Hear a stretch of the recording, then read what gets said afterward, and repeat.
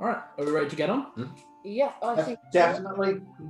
We literally just left off after we'd had the conversation with Tilly and we were trying to decide what to do. That is correct. So the four of you are outside the bank of Sellable in Togaval.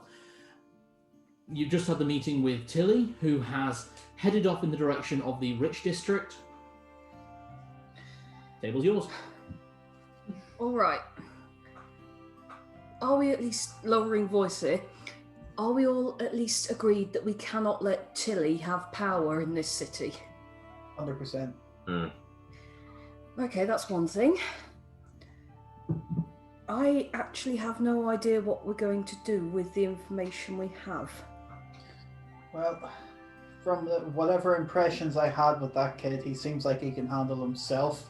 If that gives him, and if the throne is in some way his, that does give him a chance more than any. True. The only problem is that I'm absolutely with you. I think it should be him. The trouble is she is right on one thing, and that is that elves won't listen to someone who's not even a century old. But will they listen to tradition, to this? What's the word I'm looking for here? Hereditary? Yeah, it's along those lines of when a throne's like passed down. The inheritance. That's it. Will they listen to the inheritance side? Or the right of ascension? And his mother was well respected enough, I suppose, and it's stupid to think she wouldn't have been training him for the position. It's just that he's still so little. Is this a Bellin and Harcroft situation? Or Harrow, whatever his name was, situation? Dragon Age, Bellin and Harrow. The two dwarf kings. Oh, yeah. I mean, there's also the whole thing with Andalgrim, but I'm now genuinely, I only just remembered one of my parents said a runner had come from the Illaril estate early this morning to try and find him because he wasn't at home. So I think the Illaril family have got eyes on putting him possibly in power as well, but that could be even worse because then that's a half-orc trying to be in charge of all the elves. Do you think your brother would even go for that? I mean, he seems like a very... how can I say this? Your brother seems like a very hands-on kind of person, which why it's perfect for him being a ranger. No, I don't think for one single second he'd want to be in power. Okay. It sounds if he was to be kept in power, that'll keep him from actually being able to do things like hunting. So he might feel a little bit restricted at points. Exactly. But what if we went around and found sort of, not mayors obviously, but we got each group of elves to elect one of their own as a sort of counsellor or advisor for, I've forgotten his name, Ilunta. Then he's still in power and he's still the one who has final say, but no one has to feel like they're not getting their point across, and they can all feel like this boy is getting the right advice. I mean, it's just one thing we need to do first, and that is make it clear to him how much of a threat Tilly is. Absolutely, yes. So, what do we think we should do? We've still got about half a day, am I right? Oh, it's still morning. Oh. You went and saw Tilly at like 8 o'clock in the morning. So we're still waiting on Ifandez. Ixon. Yes, we need to wait till the mayor says it's fine to go up there and speak with her. Where's my quest log? We've also got all this stuff with Crilly, and whether or not we want to work with saliva in order for Crilly to talk again.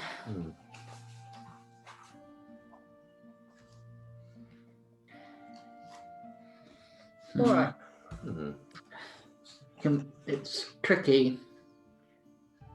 They had a very crazy idea. I'm not quite sure how everyone will feel, but I'm full of crazy ideas. It's better than any of the ideas we don't have. There's no way we can get patches involved, is there? Because maybe in the Fey realm, or if there's any chance, if there's any way we could make a deal, or just to accelerate the time, the process, or even if there's a Fey connection. I mean, possibly. I just... We still have questions. Just a thought, though, so... Why don't... Oh, is it worth... Because we're outside the bank, you dropping off some of that money you're carrying about, by the way? I've still lugged it with me. There's no bank manager. Is it open? Oh, it's open. I thought the bank manager died. He did. Bank manager doesn't mean it closes. There Oh, were they other just- people they just- working there. Just flying the Torgvald flag at half-mast. Like a money sign. Flying the dollar sign at half. It's flying at $half. No! That means your dollars are worth half today. I can do it. I will actually do it. Nobody say anything else, you'll get No. on with it. Right, I've got a huge amount of cash. I need to put it somewhere. Right. Why don't we? I mean, Narlock is absolutely right. We do need to tell Ilunta how much of a threat Tilly is and not to trust her, for starters. I actually want to speak to Lady Afandes because she knows more about the dancing god than anyone at this point. And when I went round to her house the other day, there were a lot of people calling for her to come out and help. So I'm wondering if... I don't want to press forward with this idea of a council thing unless we get the okay from the young man himself, but... I wonder if Lady Afandes might just have a little bit of advice, possibly, while you talk to her about the Dancing King as well, to see what her opinion is. It's not a bad idea. All right. Is this potentially a divide and conquer type situation? It might be. If Father Zed and I maybe go to find, what's his name again? Ilunta. Ilunta. Ilunta. Ilenta. The young boy. Oh, yeah. If we go to find him and you go to speak to Lady Athandes, because, well, let's face it, Roberto, she likes you more than she likes me. Didn't know you'd met her. Oh no, we went to the shops. Yeah, of course you met her. Yeah. That was before Well, everything kicked you recall, don't you, the whole...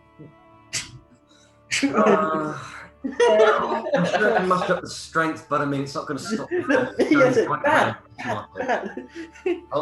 I'll just be there, you know, just in person, you know, just so Saladin isn't by herself. But any private matters, if you need me to leave the vicinity, then yeah, of course, no problem. Honestly, Roberto, I can't see why there'd be private matters. It's purely, honestly, I'm treating this as completely, this is business. We need information about the dancing god, and we need information potentially about the elves of the district. Will they listen to her? Because if they'll have her as a sort of demi-official, I think we could potentially trust her now to, not be quite so self-motivated. Right. Okay. Given the sheer amount of people that were outside her house, as you say, then maybe it might alleviate some pressure off her as well. Exactly. Because then it will be seen that she's doing something to help. So really what we're piecing together here is that rather than let some complete stranger come in who has some idea of how to run things but wants to run it her way for her gain, we are piecing together a way to take local people who have lived here their whole lives and put them in charge so that they can run it themselves. Exactly. So if Andes is going, do you reckon if Andes will take the position?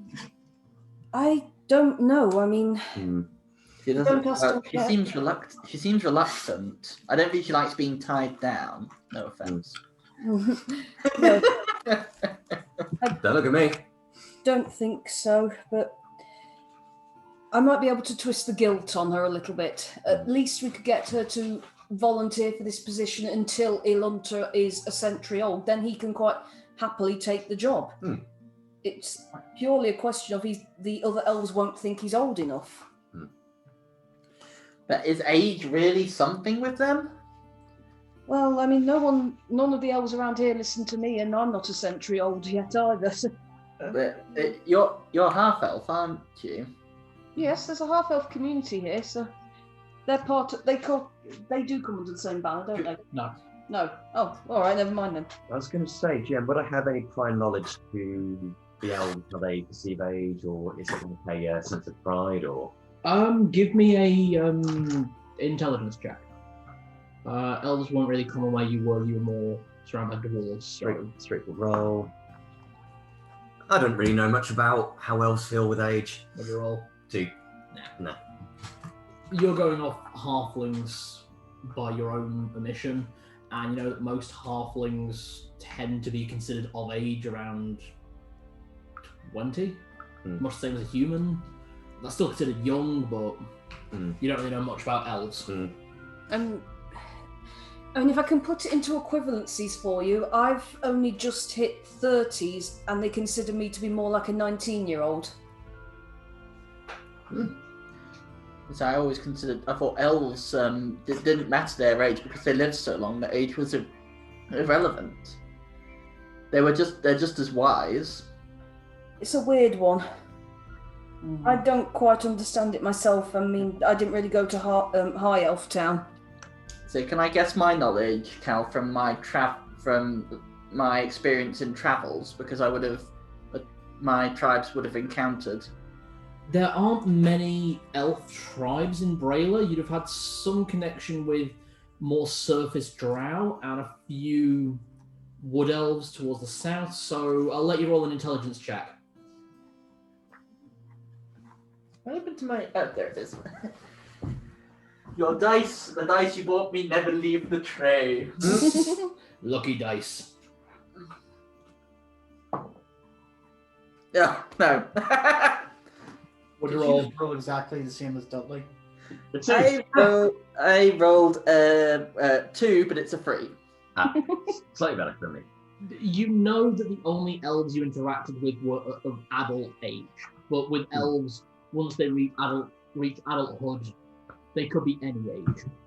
Yeah. Do you want? Screw it. I'll go for it because I've got a +2 to knowledge. Here we go. 17. Nice. Once again. Impressively, the member of the party from a country that is well known to despise elves and having actually culled elves from their society in a way only to be considerable by genocide, knows a lot about elves and how they treat age. Know your enemy. Yeah. Know your enemy. They need to have figured out their weaknesses somehow, didn't they? So you know that with elven communities, an elf, depending on the title, but most elves reach what would be considered maturity, so age 18. They physically age slower up to the age of about 60. Obviously, half elves age a bit quicker due to the more mortal bloodline. Once they hit 60, they don't really appear to age at all, but most elven communities would consider someone not worthy of rulership until they're at least in their first century. There are some rare cases in this situation that you're in right now would be considered one of them, where the lineage is directly hereditary, so expected to take the throne once reaching maturity. But that said, most elves still wouldn't listen to someone until they've hit their 3rd century, because you've not really lived until you've seen the rise and fall of some empires.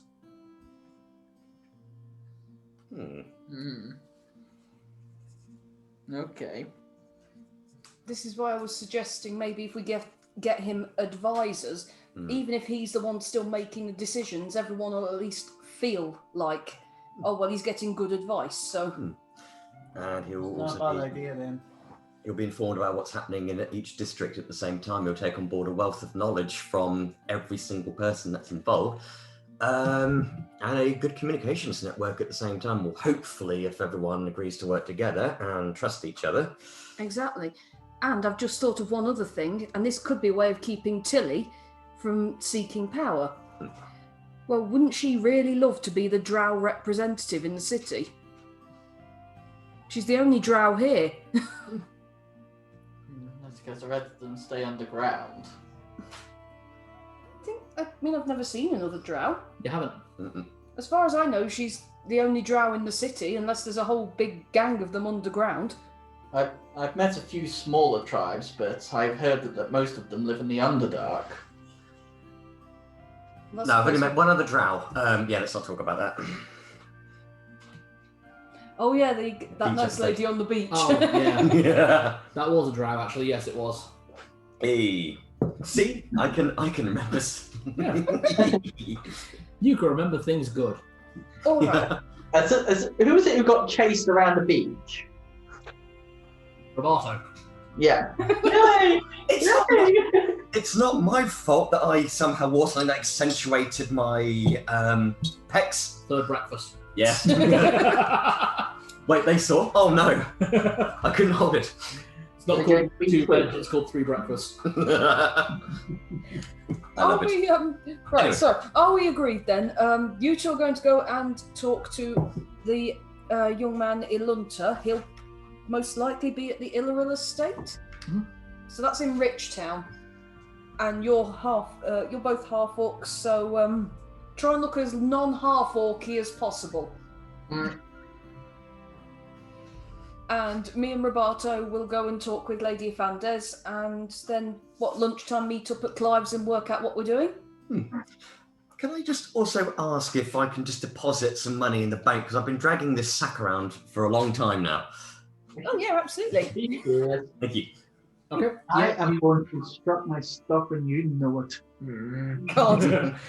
Yes, you may. Yep. You go in, the attendants take the money straight away. You're putting it straight into the group account? I was going to say, because I'm not going to keep it all for myself, I'm sharing that, so.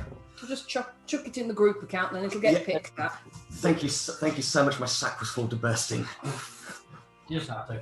Okay, so after conversion and taking off the conversion rate, that is a total of 1,900 platinum added to the group account. Woohoo! Don't worry, I keep account of what's in the banks. Okay. So, Cal, do I still have to make preparations for the feast of You will need to, yes. The Feast of the Yeah. Stags. Feast of the Stag? Yeah. Do you remember something else that's expected of you today? Well, I said I was going to, if I can get the chance. We're heading for the Elvish district, and I was going to stop into the Orc district and grab some prime cuts. Orcs do it best. Am I right in thinking that someone wanted to meet them? One of them. I Who doesn't didn't. remember? Sorry, I didn't note it down because it wasn't. Nope. Saladin wasn't there. Or if she was, I don't remember it. She was not. It'll come up.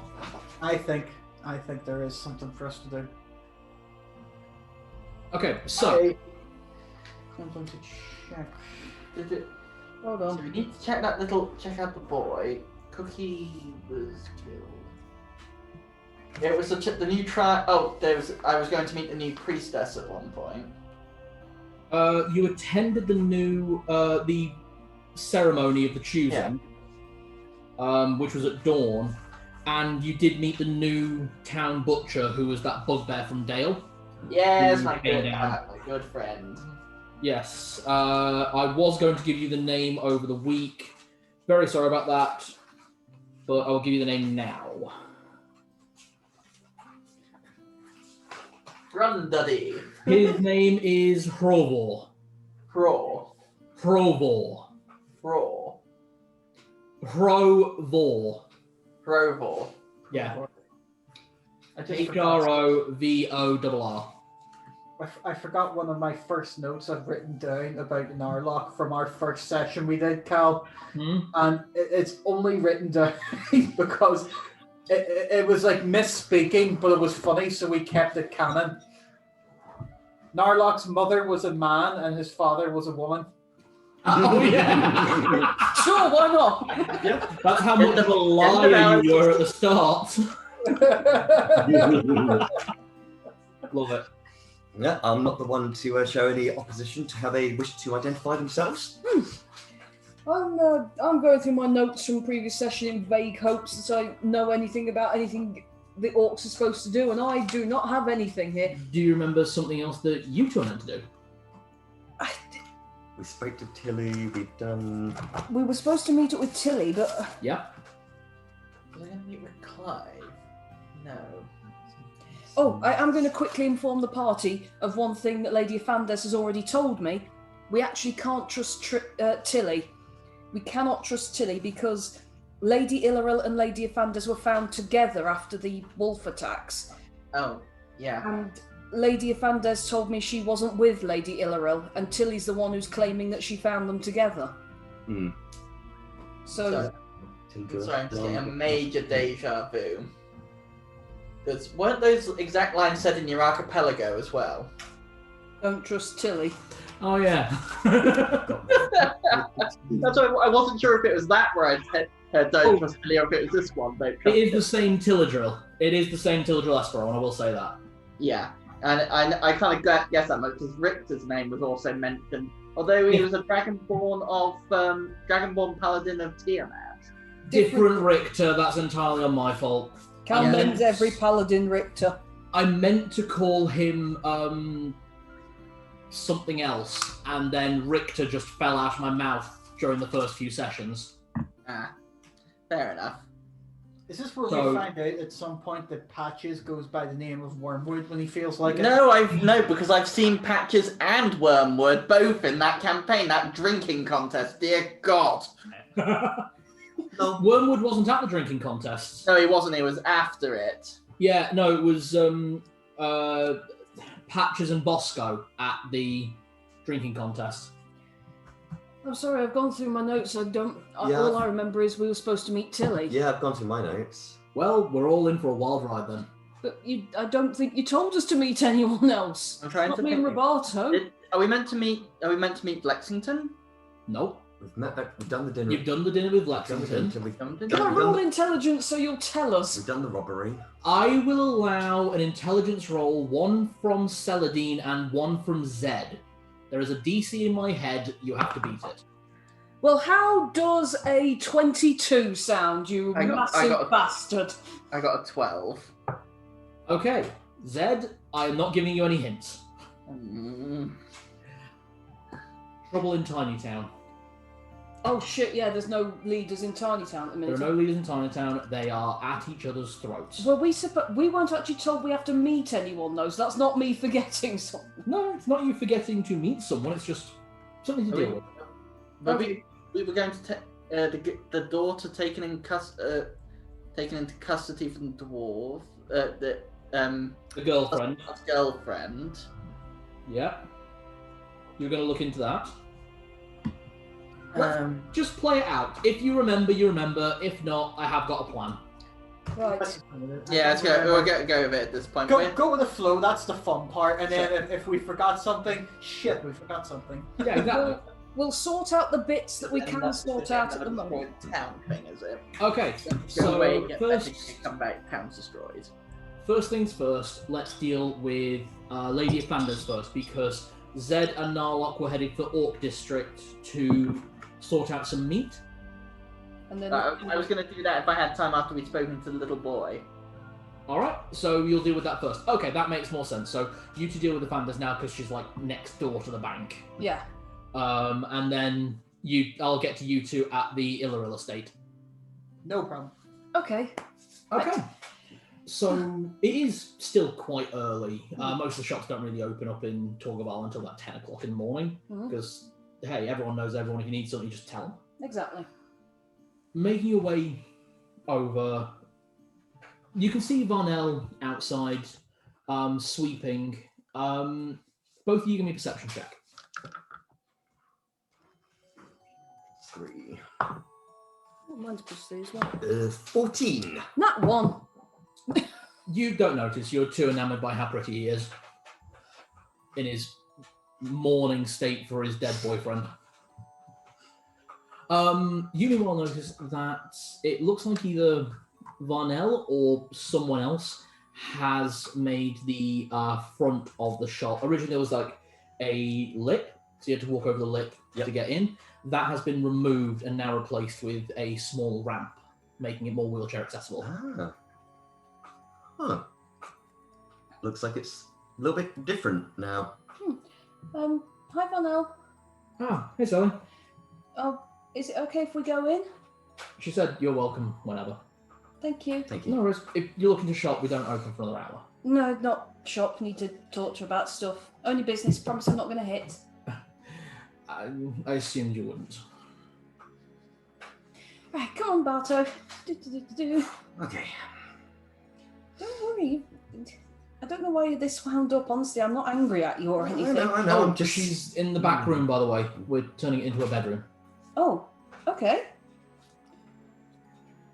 Wonder why she don't move downstairs. Oh well.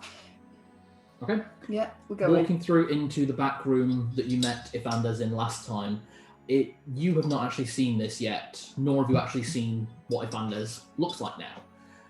It is much the same as you saw it before, a bit more well lit, only by candlelight. The room has no windows, or if it has any windows, they've been blocked up with bookcases for the most part.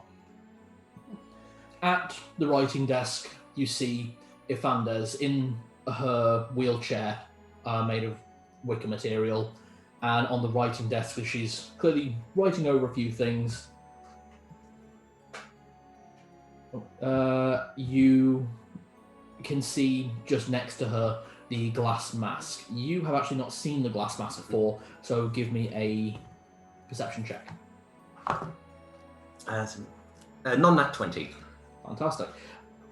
You recognise the face on the mask, not as the face of Lady Ifandes when you saw her, beautiful aquiline, that kind of. It is the face of Scora, Asim Locke, but as if a glass press was pressed to his face and then peeled off. I'm assuming that. She's got her back to you. Sorry, go on. Saladin, Yes. that mask Yeah. kind of reminds me of Scooter a little bit. I thought so as well. Looks a bit like him, doesn't it? But not exactly. Slightly unsettling, but anyway, business. I know it was hers. That was how she was. I'll knock on the door frame anyway. Oh, hello. Hello. She just turns around enough to see you. She physically can't see you where you are. Can I come in? Can we come in? Sorry. Oh, you're with someone? Yes, Roberto, my friend. There's a slight pause, and it's like, one moment, and she dims the light on a couple of the candles around her. All right.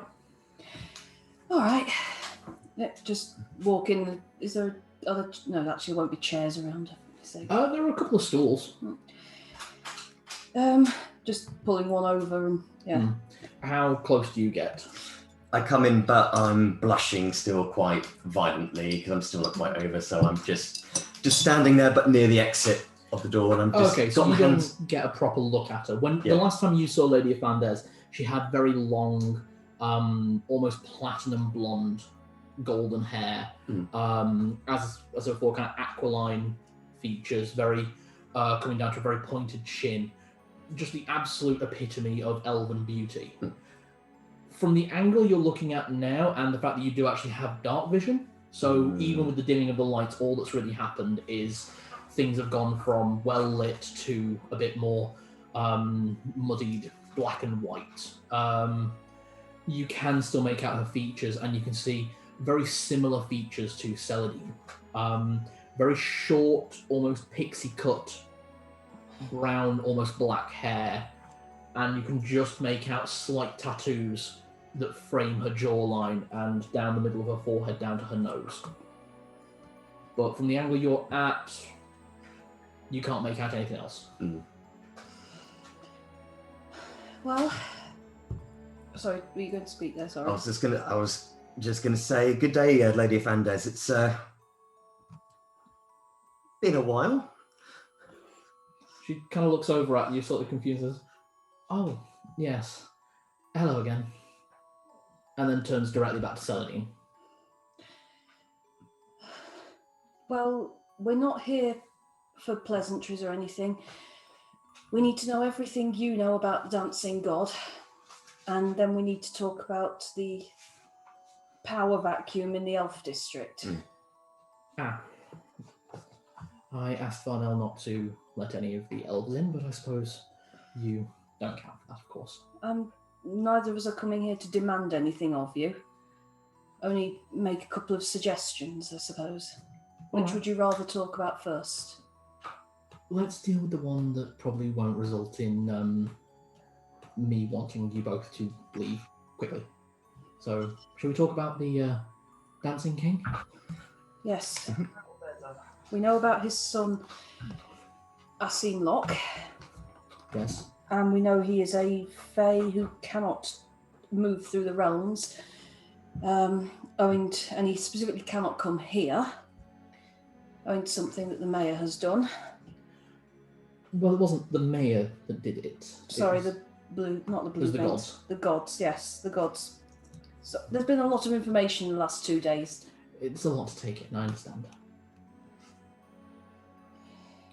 So, you are right in understanding that he is a very powerful archfey, and the only power he can now exert into this world directly is he can offer power and deals, most of which aren't as good as he makes them out to be.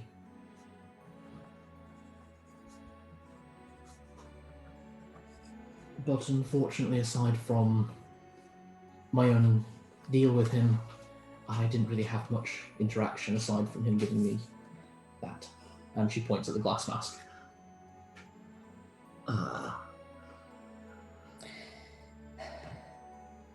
So you made the deal with him. You potentially do know more about him than anyone else, though. Is there anything, literally anything you can tell us? I know if he wants to contact people, he can send out whispers of his own energy from his Fey realm, and they will inhabit the bodies of goblins and hobgoblins, and it's not exactly talking through them, because if you don't know the language of the Fey courts or are not connected to the Fey themselves, you can't understand the language.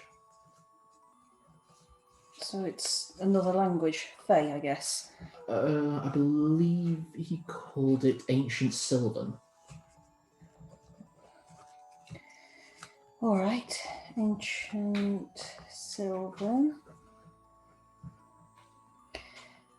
Sends and whispers in Ancient Sylvan, and that exerts his power. All right, what sort of deals does he like making then? Anything we can learn will be of some use? Or is it just finds people who are desperate? That tends to be how he does it. When I made the deal, it was at the bottom of a lower field dungeon out in Tulok.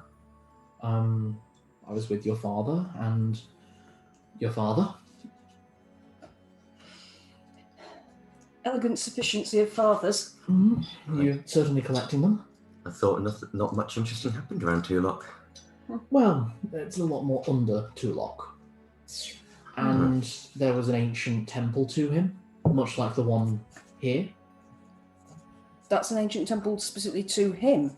The temple to the Pure Maiden? It was before it was converted to the Pure Maiden. I understand the power of the Pure Maiden comes from the Fey realms, but it can only inhabit someone of no Fey descent. I see. He does have another title, and you might be able to find more information out about him with that one. I personally never went looking. He is known by some old elves and goblins as the Spring King. The Spring King. That's going back a bit, isn't it? Yes, kings of the Fey courts, well, kings and queens. All right. And I don't suppose you ever happened to let slip something like, oh, if I ever touch a mirror, I'll explode, or if you spill water on him, he burns up or melts or something? Afraid not. The only thing I can safely tell you is that most Archfey are repelled by iron. Okay, iron, that's useful. But I also understand that his son is not. No, but we're not entirely convinced his son's a full Fey, are we, Roberto? Well, we know he's not a full Fey, but it doesn't seem like he has Fey magic either, so... That would be probably why iron doesn't bother him. So, that is literally everything you know? Now would be a really good time to start telling the truth. I'm trying to think. And I'm afraid there's nothing much I can tell you besides that. He made the offer of what I wanted. I thought it was all right at the time, and looking back, I deeply regret everything I did for that. And I can now understand why I've slowly lost friends over the last 50 years.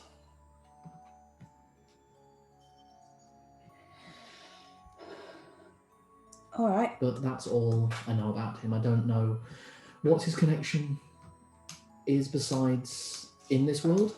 I know he talks through goblins and hobgoblins, but bugbears appear to be immune to it. He can't communicate through elves. I'm not exactly sure why. As for his agents in this world, I don't think he has very many except for that of his sons. And indeed you, up until recently. Well, I didn't exactly garner much favour with him, if I'm honest. Okay. If that really is any... If you do happen to remember anything else, could you please... Anything. I will tell you. All right. The other thing then, the thing that's going to upset everybody. By rights, Ilunta ought to be taking the seat. Absolutely, as is his birthright. But he's only 20. Much too young. Mm-hmm.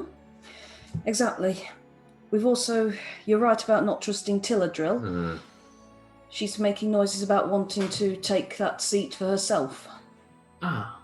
Well, luckily, as written into the laws, when the Illyriel family came, she wouldn't be able to hold any power without Ilunta or multiple other dignified members of the city having their say.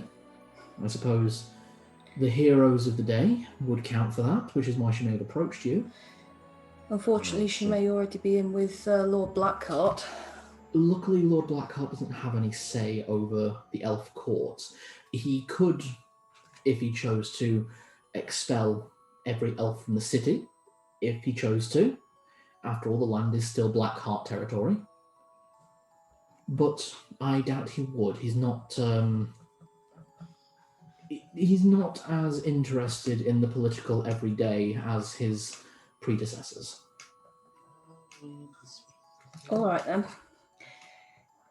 So the problem we have is that Ilunta, by all rights, should be the one on the seat. Absolutely. However, no one will listen to him because he is too young. Therefore, we need to find a way of making people listen to him while still feeling like he is sensible enough to make these decisions. A difficult thing to do, especially with high elves. We were having a talk about it, and we didn't know if it might work if members of the elf communities were placed as advisors for Ilunta. It's a very good idea, a council of elders to advise him on his day-to-day runnings and anything that comes up. He may make the final decision, of course, by all rights, but it would be good for him to have one or two people telling him what would be best for the people. And let's face it, that way everyone feels like they are being heard. True, politics are good for some things.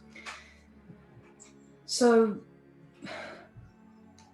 I'd say you're intelligent enough to know what we're about to ask of you. You want me to advise the boy?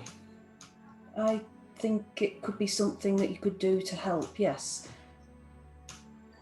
The problem there is that everyone in this town, with only a few exceptions, think I am a high elf. And I am not. I am a wood elf. There's still wood elves here. This is true. I am enjoying the lack of questions from people who thought of me as someone worth talking to. That said, this seems important to you. I can't make you do anything. I'm just saying that it would be very helpful. You clearly have a rapport with young boys anyway.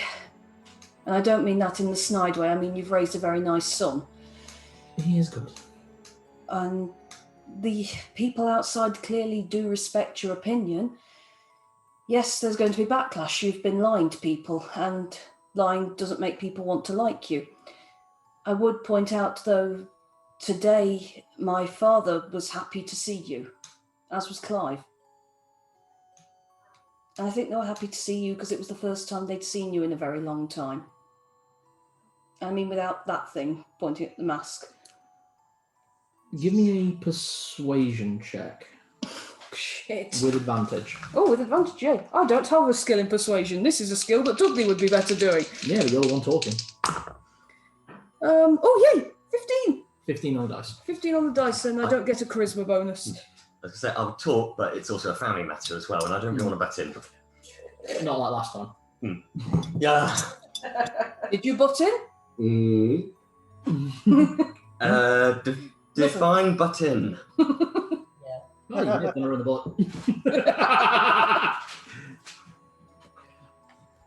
If coming out to people about what I've done is going to be difficult, Yes. I would appreciate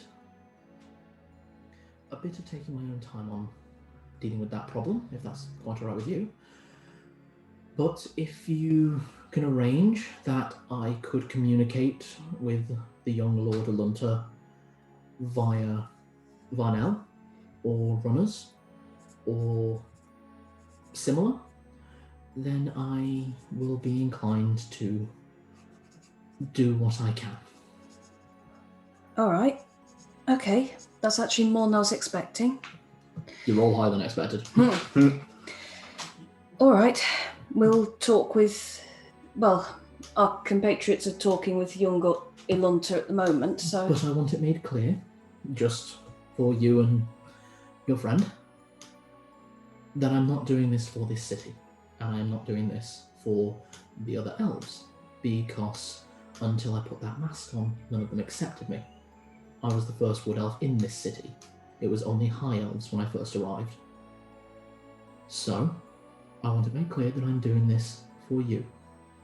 I have a lot to make up for in the respect of being a mother, and I hope this will start.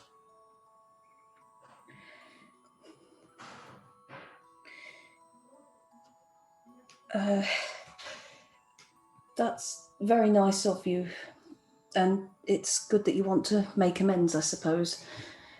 In some ways I wish you were doing it for the city, though. That's the only reason I'm doing all of this. You have people in this city that you care about. And you don't?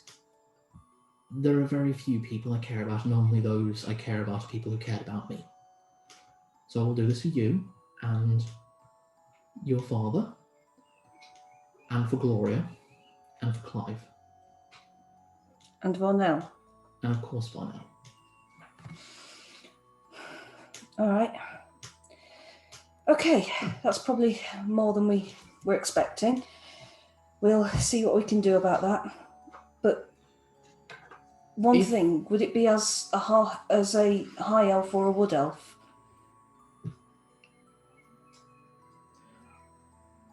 I will perform my duties as a wood elf. But I would like that kept secret between us and the Illaril family for now. All right. Just give me some time, please. Absolutely. I just needed to know, because that means we need to find a high elf who's... No, he is a high... No, he isn't a high elf. He is our elf. He is a high elf, so that means we need to find... So I'm trying to remember. Probably another high elf family to advise just to be safe. And, there was one thing. Just remember that if you do refuse to do this, that means that Tilladrill gets the power instead. And we can't have that. I sort of got the impression you would sooner walk outside as you look right now than let her have that amount of power. I don't like her either. Well, at least we're agreed on that then. She frightens me. She bothers me. Okay.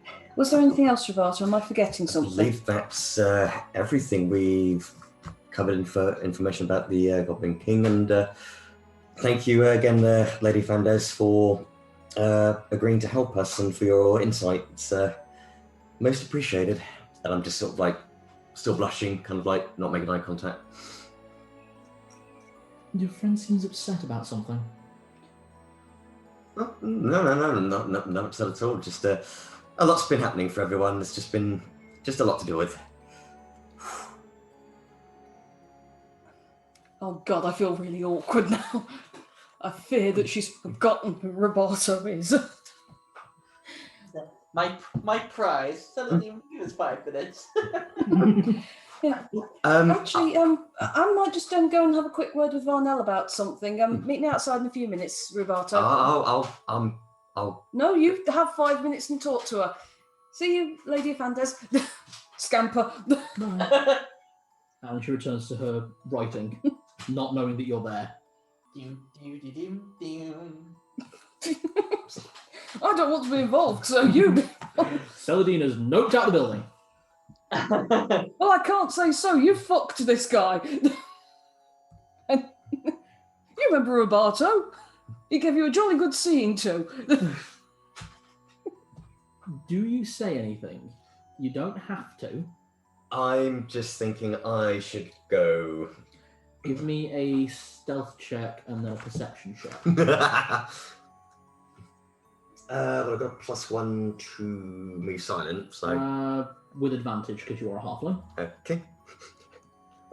I'm sorry, I usually pray for you to roll high, but I genuinely want it to be a 1 or something. I am basically going to attempt the escape the scene unknowingly after a very awkward night. Well, I didn't roll particularly well on that one. Oh no, it was an advantage. 13. Is that with your +1? Yeah. 13. Do I need to roll perception as well? Roll perception now. 16. So she genuinely does not know you're there. And as you're shuffling close to the door just to leave, you do notice her at one point pick up the mask and put it on. And you see the hair start to turn blonde again before it all falls out. And you are looking at an aged and haggard wood elf until she removes it, panting for breath. And then the hair starts to grow back in quicker than it should, but it will take probably about a day for it to return even to the pixie cut.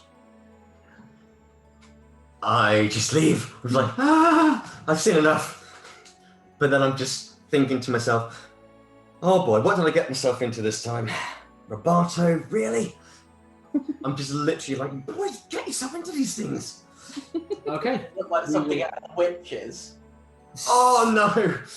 I'm sensing the back of the Grand High Witch in my way. It's really withered kind of hair in a way, and just like a little bit more sort of like, I'm thinking almost Hargreaven a little bit as well. Yeah. Very sort of like prominent bone structure. Yeah, and very Hagraven.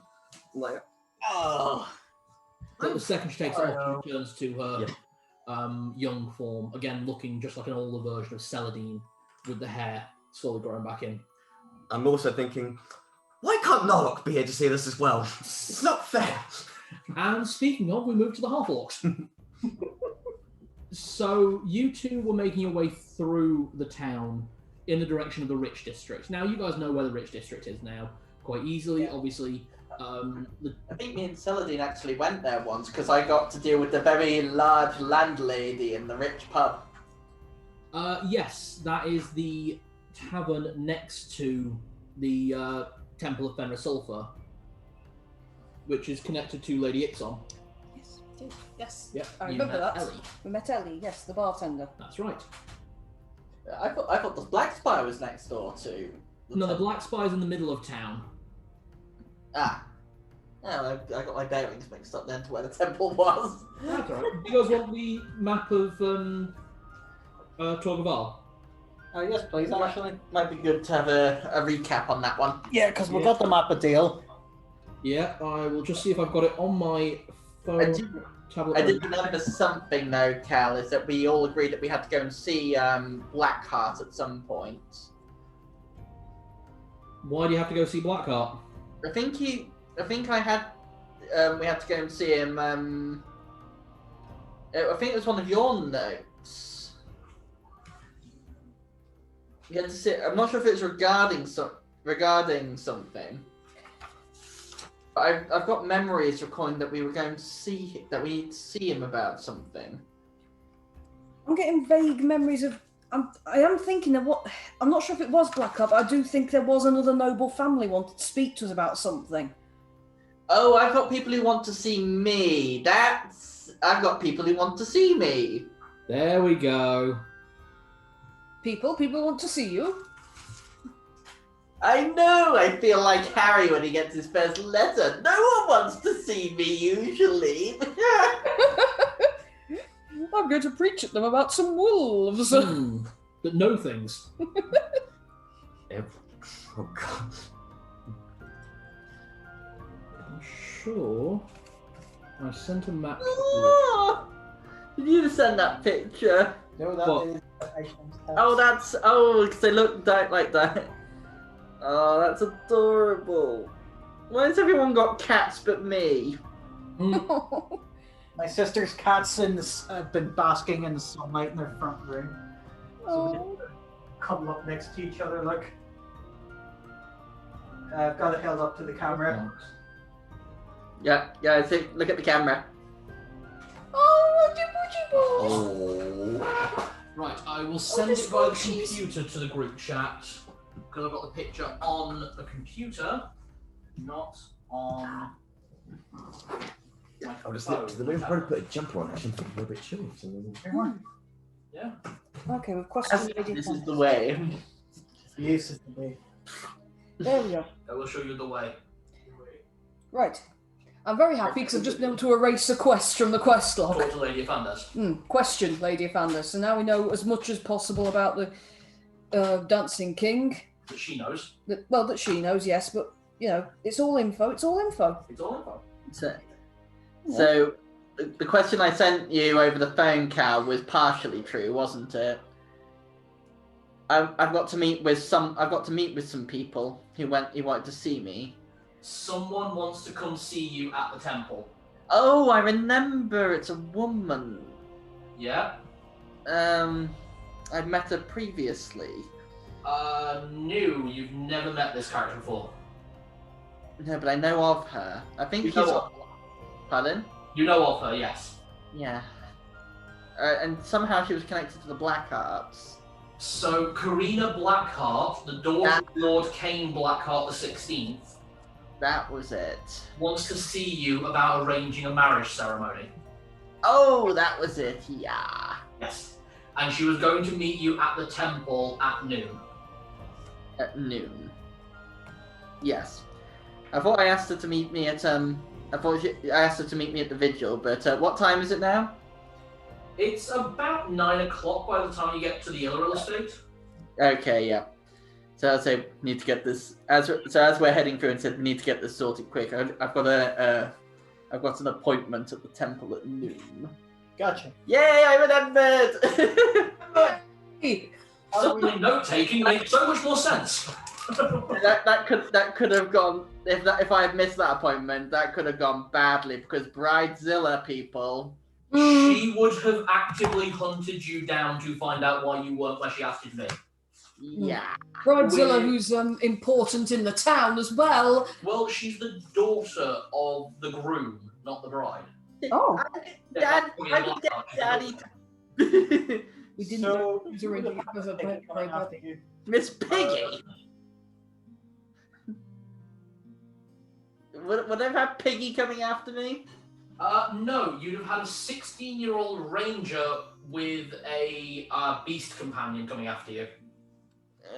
Tibble, stay close.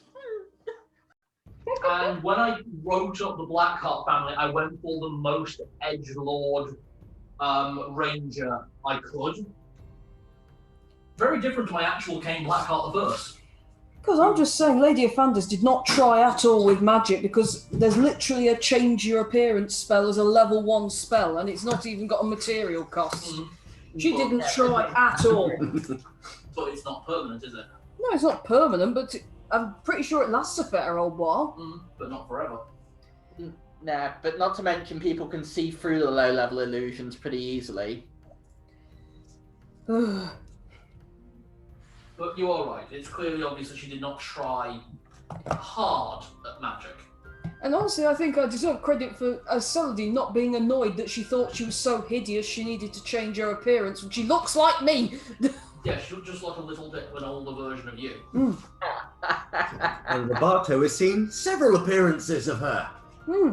Good for you. From all the angles. I know, but now I'm just like, okay, yeah, I've seen everything now.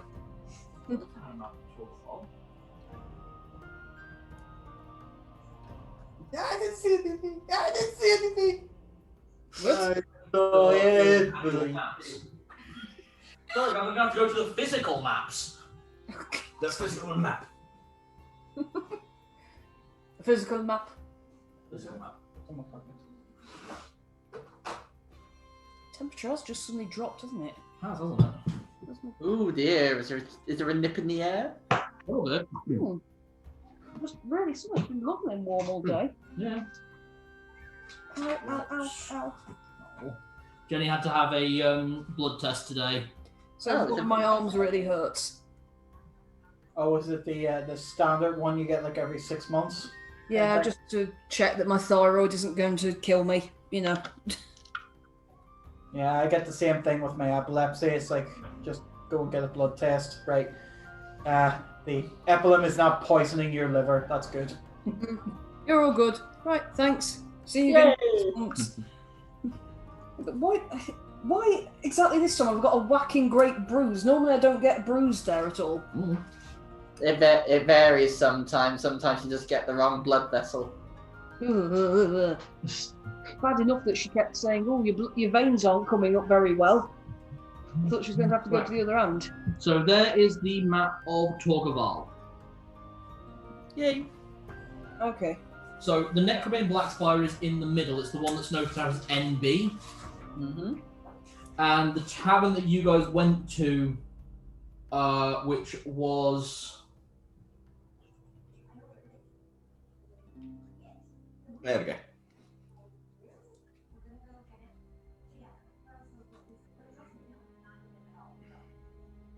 Is number 6 the Blue Vein Villa? Number 6... Well, that is the Noble House of Twiglet. Oh, the gnomes. Is that the bitchy woman who kept throwing a hissy fit?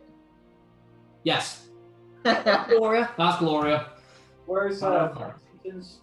Lexington's is the big number 1, next to the mountain. That's it.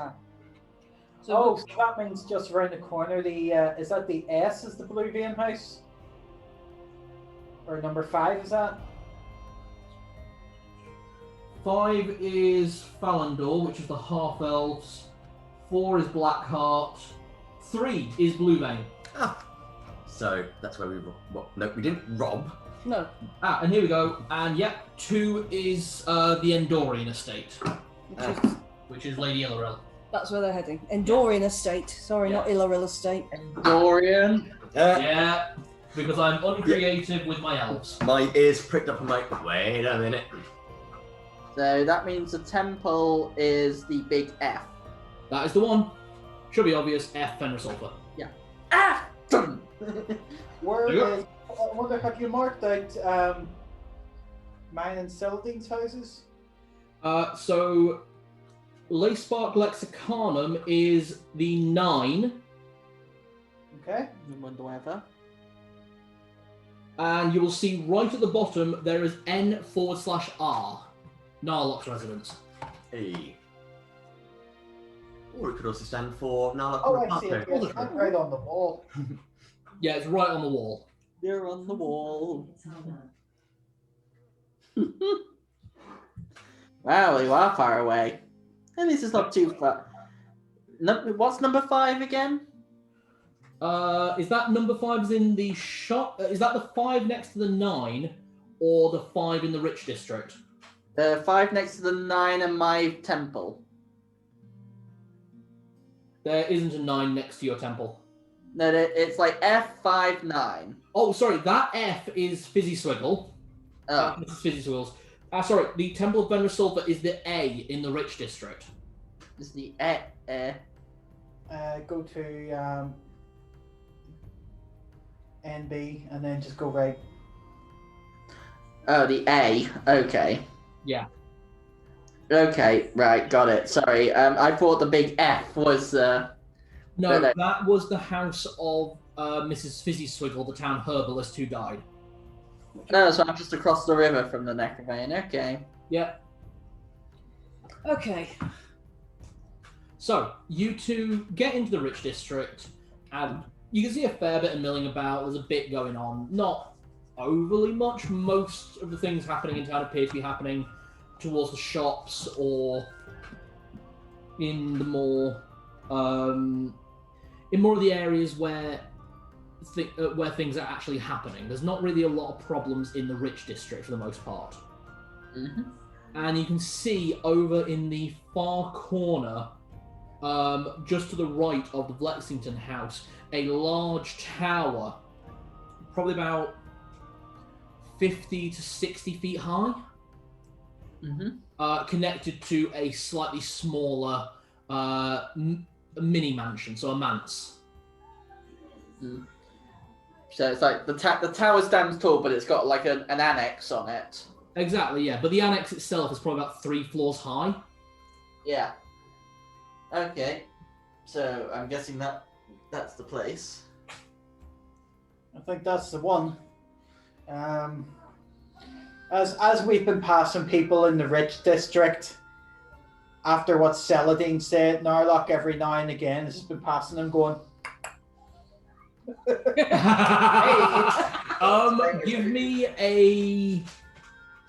Give me a straight charisma check. I'm the sexy mother orc. Not 20.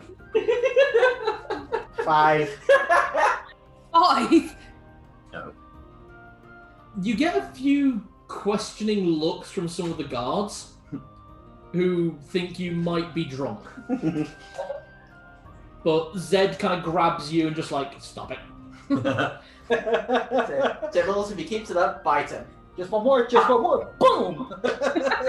What were you going to say, Jenny? I was going to say, please, I know this is very bad of me. Could I please have sent a note to them via Kobold saying Lady Fanders is on board to be a secret advisor?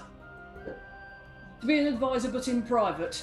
I will say yes, but at this time it will not have arrived, because at this time you would still be talking to Lady Afandes. That's absolutely fine. Once that's all over, I've sent a note with a Kobold. Right, I know when that time is, I know how long Kobold Mail is. Very quick. I can just imagine a hatch suddenly opens at the wall. Mail! Yeah, Kobold. I didn't need this one. Delivery. Yeah. Excuse me for a second. Yeah, no worries. Oh, did you order something? No, I think it's my delivery. When do you both fancy having dragon egg and ice cream? Go on, let's crack into it now. Let's do it. Oh, okay, sorry, it's Amazon. Everyone on YouTube land, look at the lovely dragon egg that my players bought for me. Dragon egg! Dragon egg. Because at the time of recording this is Easter, but knowing my release schedule, this probably won't come out until sometime in June. Well, you'll be happy to know, Cal, I've actually got another one for us just for Easter. Oh, sweet. Yeah. 2 dragon eggs? That's why I brought them, you Yeah. see. One for tonight, so we can indulge, because I'm probably never going to see anything like that again. You Probably. should put it in a bain-marie and slowly watch it. Glug, glug, glug, glug. Okay, so we will continue with this while Jenny makes up the ice cream and chocolate. Thanks, Jim.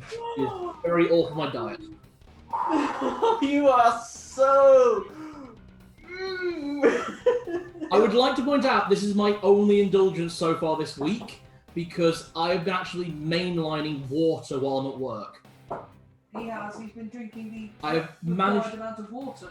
more than that. The required amount is 2 to 3 litres at most. I've been downing 7 litres of water a day. You realise you can poison yourself with water? Yes, but you need to drink. Whoa. Jesus Christ. Hell.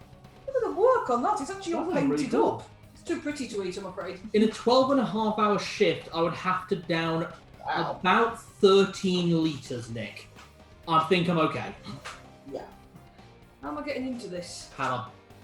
Do it like a Terry's chocolate orange. Oh yeah, smash it on your head. No, what? I'll do it. It's going to be, it's a bit spiky. Everybody listen for the clap. Okay, I'll get fully on screen for this. Come on, break into a dragon egg. Okay, take my glasses off so I don't smash those. Oh god, it's fucking pointy. Did it. Oh, it's a good thing I swept up today, isn't it? Ow! We did say it was pointy.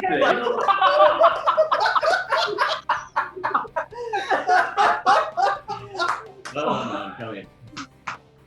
Oh, You're right. Virtual hugs. And not like a headache. I'll pick some of that up. Oh my god, look how thick that chocolate is! Yeah! Don't even think notes. No, What? no, if we get one, you're not doing it like that. Let the dwarf be a dwarf. So he basically did a dwarven greeting to the egg. I got into an egg. You should have done it over a bowl. Headbutt. Oh, there's still chocolate everywhere. I didn't think it would just fucking explode. You didn't think the thing you were headbutting would explode? No, would you believe I did not? Well, look at the size of that I thing. actually thought that wasn't going to work. But it did. That's all of it. Is there points on my head? You actually do a bit of an imprint on the show. The camera! Oh my god, there's little imprints on there. Oh, fuck. God. Yeah, yeah. Oh, dude. You look like a slinger. Ow. That actually fucking hurt. I'm not gonna lie. I do these things, so you don't have to. Why am I crying on camera? Yeah, it's all on camera. Oh. Great, now we have the fighter and the rogue crying on camera. Right, now we need to get the cleric and the wizard to cry. Look at that mirror. Yeah, there's definitely got an imprint of the scales. Yeah. Action! Oh dear. Well, at least for the second one, though, he ain't headbutting that. No, we will not be headbutting that one. Because that one's for At Easter. least now you have chocky chocolate. Exactly. I'm probably never going to see these dragon eggs ever again, so fuck it. There's chocolate dust embedded in my scalp. I might pop round to Aldi at one I point. powderized the chocolate with my skull. And that's where you lick his head, Jenny. You should be that lucky. Love you. Love you. Right, what ice cream? Oh, at least the ice cream's low calorie. Oh, that's good. I would like what's now vanilla. Right, let's get back to the actual game, and I know what needs to be on the next roleplay rule. Never headbutt a chocolate egg. Yep. Don't tickle the sleeping dragon. Don't headbutt the dragon egg.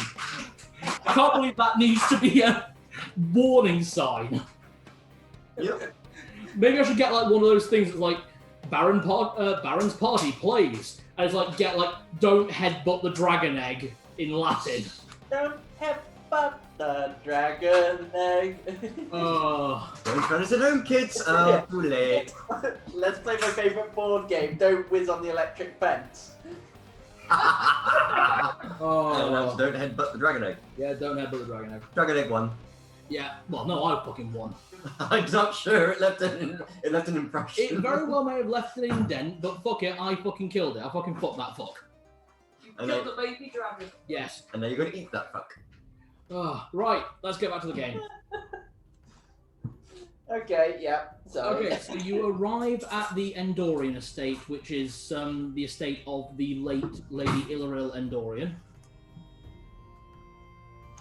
Oh, right. Now we get. Let's see if he's there to talk. You knock on the door, and after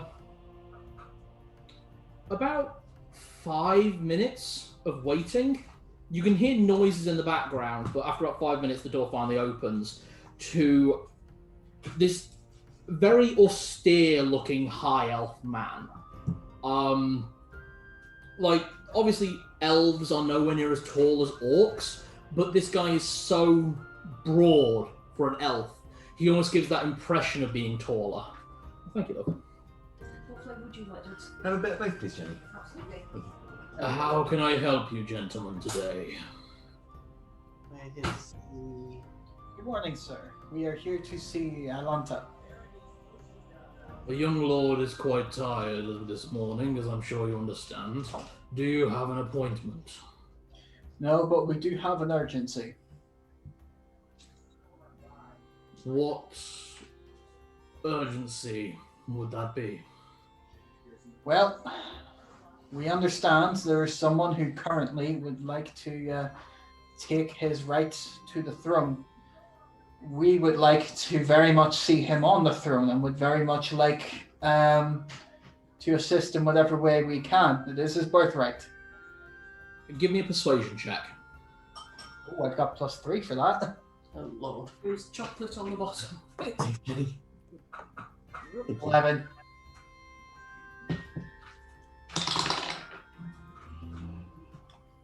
I will ask the young lord if he would care to see you. Please come in. Thank you. Thank you. Thank you. And he shows you into the entryway. Please wait here. Yes, very good. And he walks off down the corridor. The entryway that you two are left in, with Tibbles, obviously, so the three of you, is very refined, very simplistic by the look of things. You can see portraits lining the walls, each portrait lined with a very nice silver or gold frame. But other than that, there's not much decoration. This feels more like just your typical entryway, nothing too special. Quite well done. I hope that he's willing to speak to us. And behave, Tibbles. If he recognizes us from yesterday, he may well be willing to speak to us. Well, I don't think he would have I don't think they expect half orcs to suddenly walk up to the Elvish city. I may give him some clues to who we are. Okay. After about 10 minutes of waiting, the high elf attendant finally reemerges with the young man that you met previously. Short, blonde hair, piercing red eyes. He recognizes you, Narlock, and doesn't necessarily smile, but he appears to relax a little bit. Oh yes, these are all right, Honad. They were at Groll and Bulgruff's funeral. I'll talk to them. Very good. And leaving the young man with you, he actually walks into a side room. You get the impression, although he's left the room, he's still there. Yeah. I would expect no less. Typical bodyguard. It's like Alfred and Batman. I still love that in the Batman versus Superman comic, when Alfred came to collect Batman, he kicked Superman so hard in the face his shoe exploded. Yeah. There are multiple scenes of Alfred beating the shit out of Justice League members. Yeah. It's because they were bothered his boy. Usually, yeah. So good morning.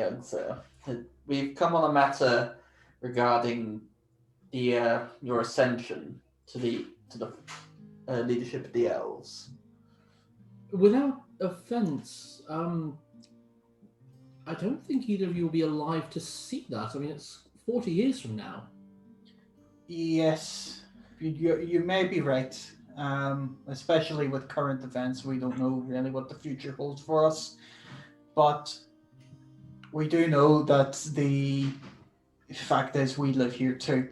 And we know that the person trying to take power from under you for herself cannot be trusted in any way. Someone's trying to take power out from under me. An ambitious drow named Tilladrill. Oh, I've seen her around. She desires the position because, as of course you are young by the standards of the elves, it is unlikely that they will listen to you as a true leader until your true ascension. We've decided to come. We've come with a proposal that we hope seems amicable to you. All right. We believe it would be wise that the elves put forward representatives to act as a council of advisors, with you at the head. That way you'll gain the experience and also have the wisdom of all the different elven elders.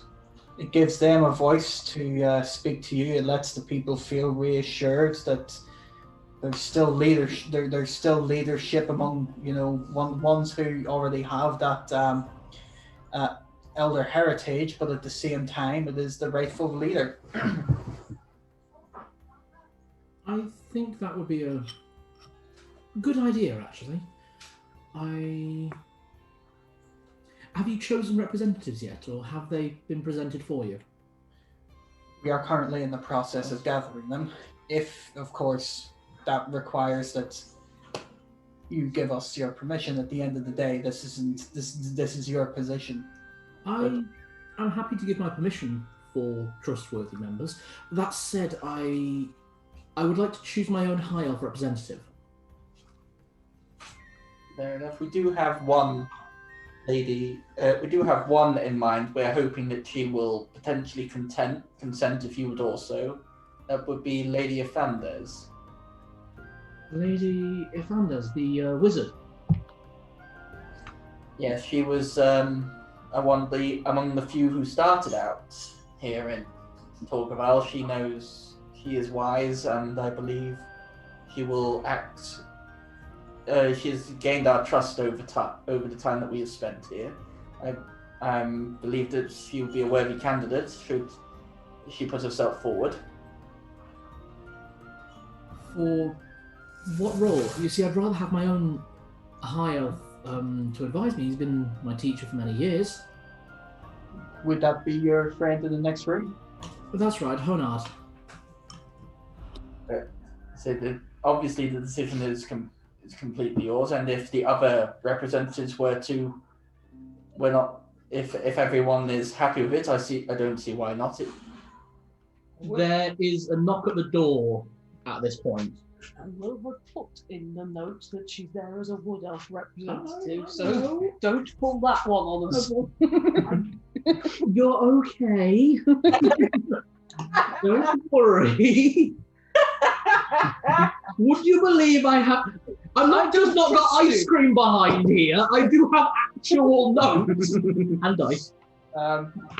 Would you like me to get the door for you, or? I'll get that. And reaching out, Honard just opened the door. That it suddenly appeared behind us. You guys just didn't see him walk through. Very good servant. Right. And at the door there is a white kobold panting. It's like, mail delivery.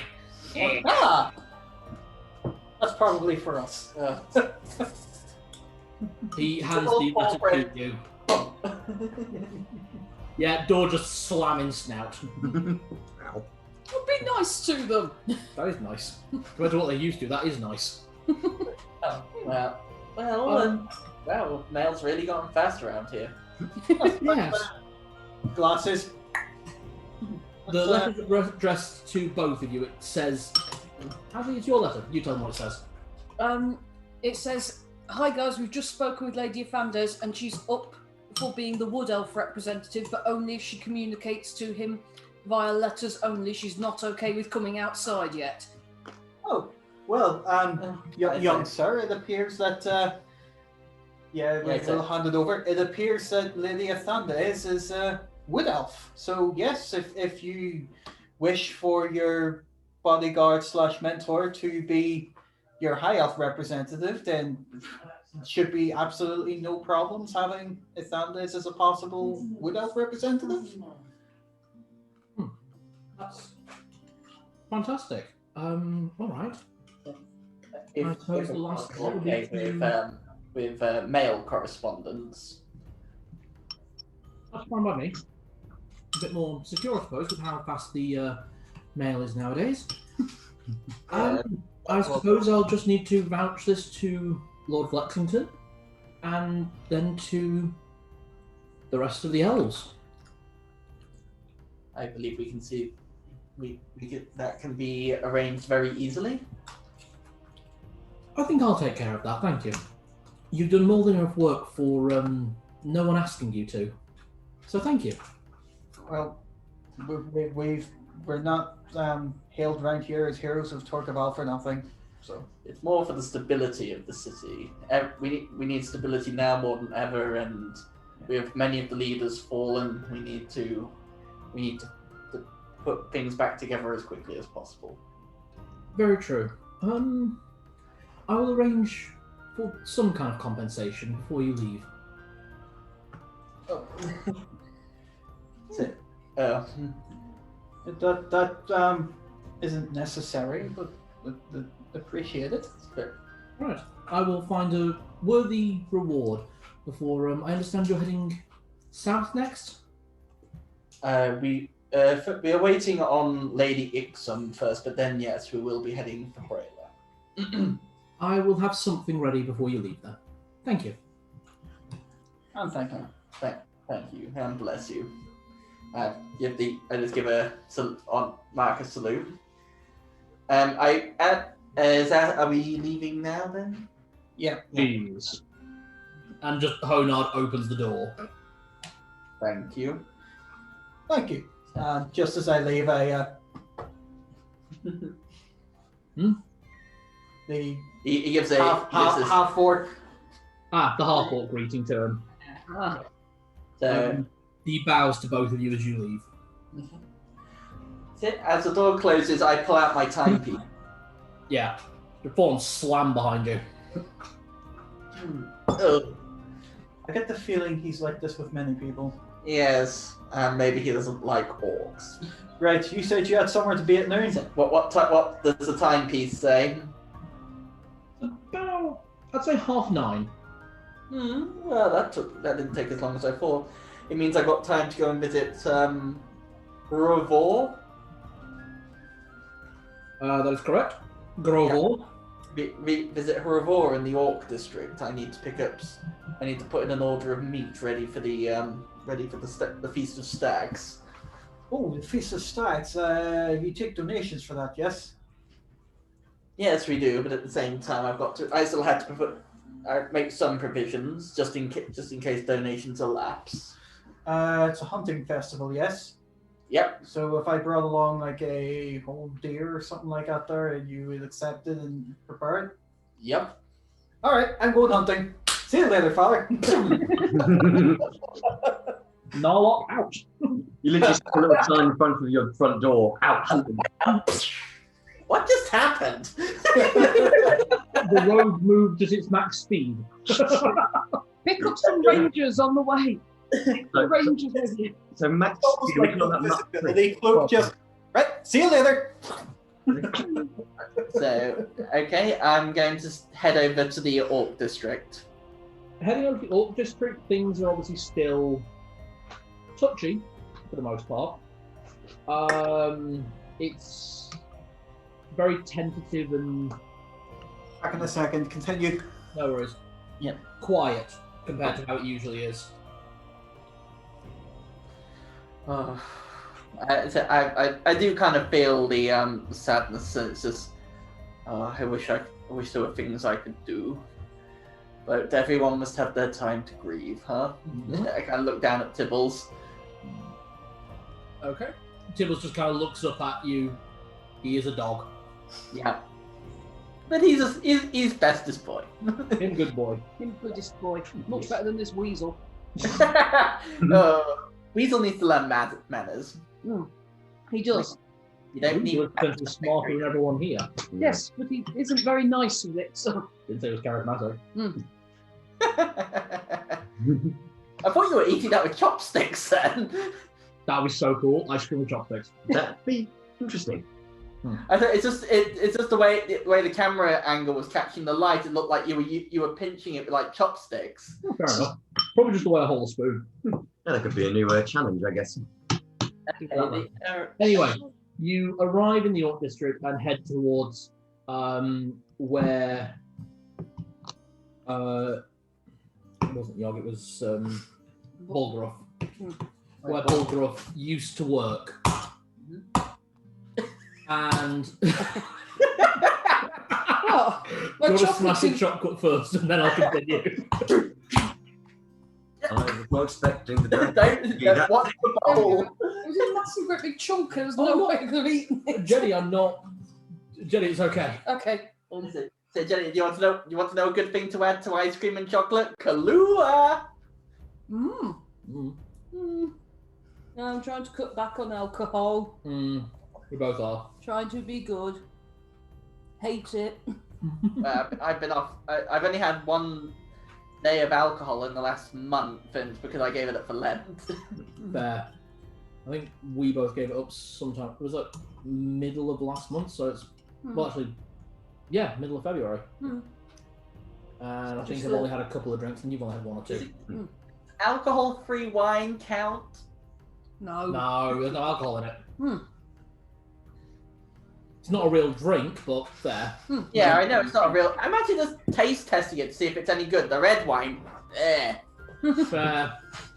Okay, so standing, kind of looking through his new home, you find the bugbear kind of hunched over. I mean, you're used to seeing Bulgroth in here, who was a big orc, but even for orcs, bugbears are bigger. So he is hunched over quite a bit. It's like, might need to change the roof a little bit. That's like good morning, Revor. Ah. Hello. Hello. Are you open? Taking stock at the moment. But if you want something ordered, I could have it ready by tomorrow. Yeah. When is the feast? The feast. I think it's about a week, isn't it? Yes, I think it's on the 7th. Here we go.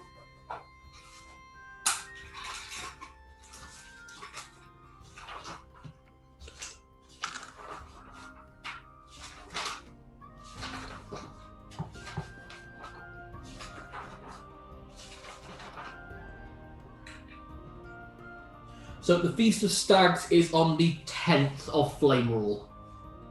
Okay, so that's just over a week away. But yeah, you've got 9 days. The way the calendar kind of works is rather than weeks, it's broken into 10-day cycles. Mm-hmm. Yes, I'd like to put in an order for a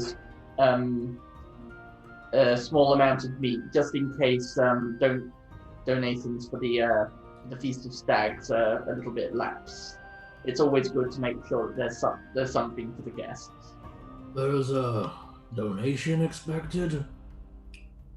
Most attendees go out and hunt and bring what they capture, for which is then prepared at the feast.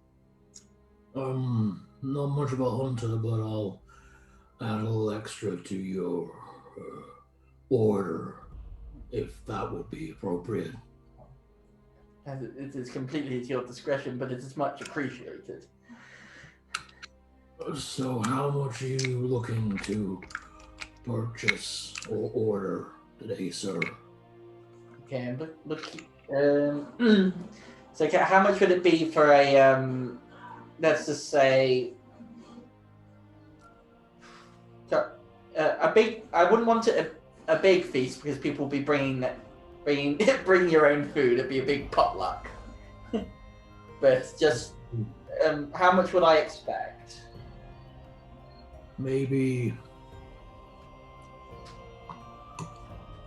if you order 2 whole animals, I'd be happy to throw in a 3rd as my donation. Very well. That would be good. And anything that is not used, I am sure will be there. There are still there are always hungry mouths to feed. Absolutely.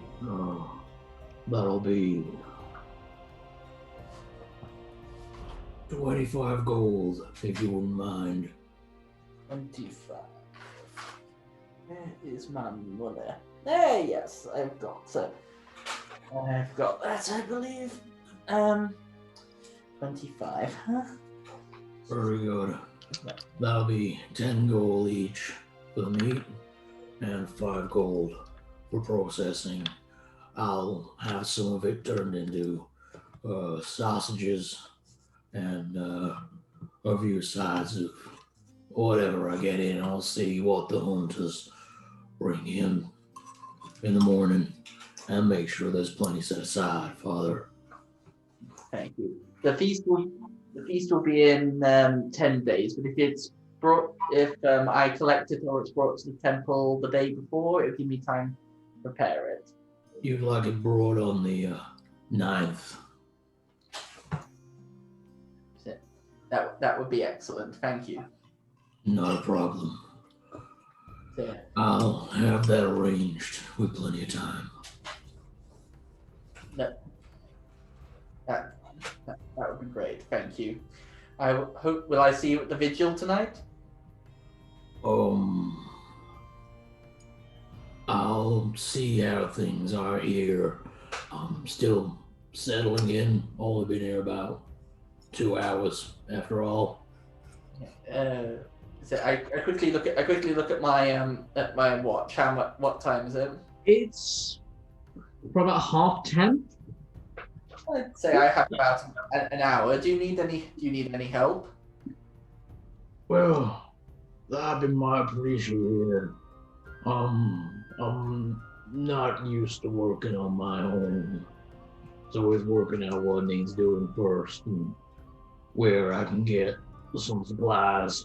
I've got my own tools, of course, but I'm not sure about how I'll settle in all right. I mean, if I had a couple of goblins, it made things right easy.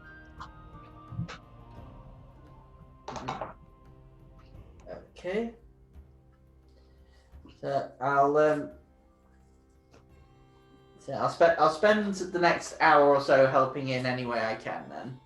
Okay, between the two of you, you find with Hrovar, the main problem he's got is that he's not very focused, except when it comes down to his actual job, in terms of the butchery and preparing the meat and that side of things.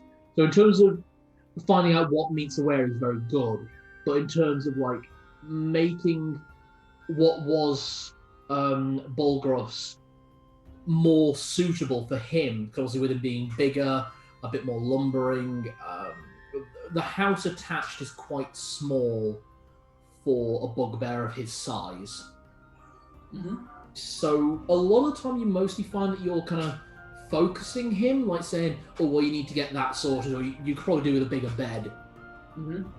And he occasionally asks you the right kind of places he can get a few bits and pieces. So can you give me an intelligence roll?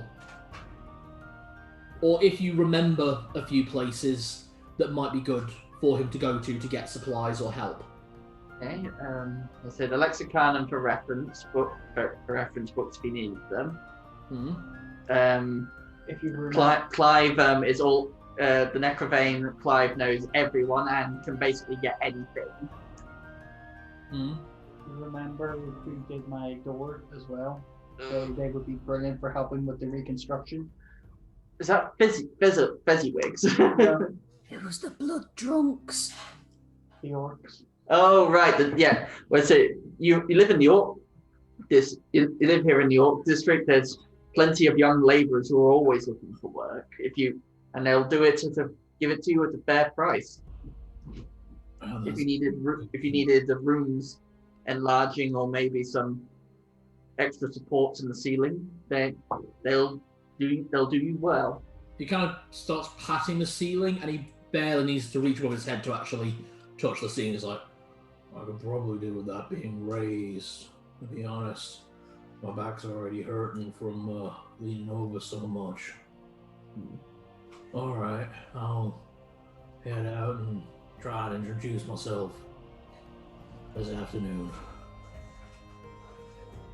I hope that everything works out, and I'll hopefully see say at the end of the time and I will see you later, hopefully. Hopefully I'll see if I can see if I've got the time. Thank you, Father Zed. Okay. White Wolf watch over you. I head off and I hurry off back to the temple. Oh, great. Here, never had to deal with marriage vows before. Not even sure. Does Emrys offer generally bless weddings? You know how to officiate a wedding under Fenris Orc. I mean, typically no, because he's the god of nature and cruelty, so not necessarily. Wolves mate for life, though. True. So you would know how to officiate a wedding. Yeah. Okay, return to the temple. Right, before we get to that, in the time between things, have you two done anything? Well, I mean, we've got things we could. To be honest, I'm talking with Roberto. There are things we could potentially go and have a look at. I mean, hopefully, fingers crossed, the elf thing will be sorted by the end of the day. There's still the situation with Tiny Town. Yeah, that's what I was about to mention as well, funnily enough. The only person I'd know to talk to there are my father's or Gloria Twiglet. She might be worth speaking to about it. So... probably take a trip over to Eldon and Fosco's really quickly, just to see if they've got any insight. Take a breather from everything. Then if we go and see Twiglet after. I've put my phone somewhere and lost it. On the map, which one's closer? Good point. In terms of going into Tiny Town or going to see Gloria? Yeah, I can't remember. Is she? So Gloria is in the Rich District, whereas Tiny Town is on the far eastern edge. You've got the Dwarf Town, and then you've got Gnome Town next to the wall, and then Halfling. Yeah. We've just left Lady of Fantasies, so... It directly connects to the Halfling area and the Gnome area. Okay, so it's easy to stop by the Lexicanum first, then we'll go to Gloria's, All right. Heading through the Halfling district, both of you give me an insight or a perception check, depending on whether you're trying to get the feel for the mood of the area or whether you're looking around to see if there are any signs of something. I'm going to do perception because that's slightly better than my insight. Unless, should we do one each? We could do actually. My perception's at 3. I'll just see what my insight is. What was that, Nick? It's just that Chris was wondering if we could take a short break at, when was it? Oh, 9 o'clock. Yeah. Because he needs to make a phone call. Absolutely fine. Mm-hmm. And we'll probably call tonight's session about 11:30. Is that all right? Yeah. Yep, that's fine. Indeed. Just because I've got work tomorrow. Ooh. Boo. Yep. I know. So which one are you doing? My insight's at +4. So Yeah, if I you do that one. I'll do insight- perception. Yes. Boink. Ooh, nice. 18. None that 20. Okay. So let's start with the insight check. The feeling of the halfling district is very unusual to what you're used to. Obviously, growing up in a halfling village yourself, you're used to the sort of busybody camaraderie of the halflings.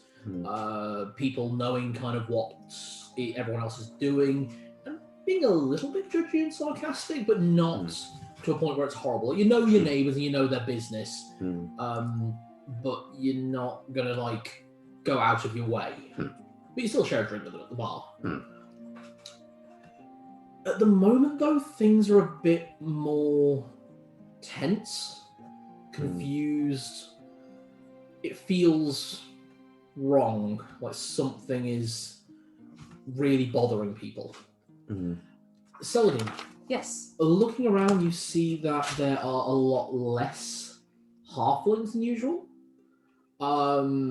It looks like more of them are staying in their houses, or they might be going further afield into other parts of the town. Actually, on your way out of the elf district, you did notice a fair few halflings heading into the elf district. Not necessarily an uncommon thing, because the elves and the halflings tend to have quite a good relationship, but definitely more than just business or going to say hi to someone. Do they look like they're like moving house or just?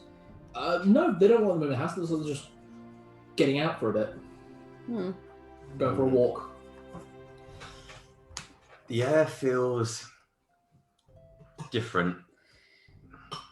There's not nearly as many halflings as usual around here. It's usually so nice and bustly. That's just it. You don't get that sort of bustling vibe. There's no sense of that sort of communal connection at the moment. Regardless of everyone's like issues, what they know, but this feels like there's actual real problems going on right now, because the way it feels, it used to be a little bit more carefree, but there's Yeah. I'm actually not comfortable being around here. This isn't right. I mean, you remember what it was like when you came here? It was lovely. Everybody was friendly. Everyone was very willing to have a chat, but it just kind of feels like no one's interested now. This isn't Torgaval. Well, as the two of you make your way through the town discussing this, about halfway to your parents, you notice something a bit different than usual. There's been an empty house in the halfling area for quite some time. There's a few. I mean, it's not so bustling that every house is occupied. But a house you know to have been empty since you were a little girl, and no one's ever lived there. The maintenance has been maintained on it, so it's a good house, but there's no one living in it. The lights are on, and there's smoke coming out of the chimney. Oh, new neighbour. That house has been, well, I mean, it's not been derelict, it's just been empty. I think that whoever owns the actual house itself comes in and sweeps up occasionally, but there's someone in there now. Someone's actually decided to move in. Oh, that's nice. We can go and say hi to our new neighbours in a bit then. We could introduce ourselves and just see. This is interesting. It's been this many years and now someone's moved in. So whether they just wanted to move in, they've felt like it's safer here, but... Yeah, we could go and knock on the door, just say hi. I mean, I do live in Tiny Town, and well, you live Tiny Town adjacent, and you are a halfling, so... We could do, unless of course if Eldon and Fosco know if anyone's moved in previously. True. Right, shall we go which would you rather? I don't mind because, saying hi to neighbours is always fun, but... We could say hi if it's en route. I mean, if that's closest by, then we'll just poke our heads in. You're literally there, and then, like, you're halfway to Eldon and Costco's. I'll go and knock it. At least we can tell them, come by Leyspark's Lexicon if you need books. That's advertising. Good idea, actually. Go up to the door and just... Knocking on the door, it takes a few minutes for there to be an answer. Not because it takes time to answer, but you hear things stopping and shuffling and things moving around, and after about that minute is up, you hear a voice go inside going, "Give me a minute! Hold on!" Oh no! And finally the door opens and out pokes a red snout of a kobold. Hello! Hello! Oh, hello! I mean, you're the same height as a kobold, so... Oh, kobolds are the same height as halflings and gnomes. Oh, hello. Hi. How can I help you? I'm one of your neighbours.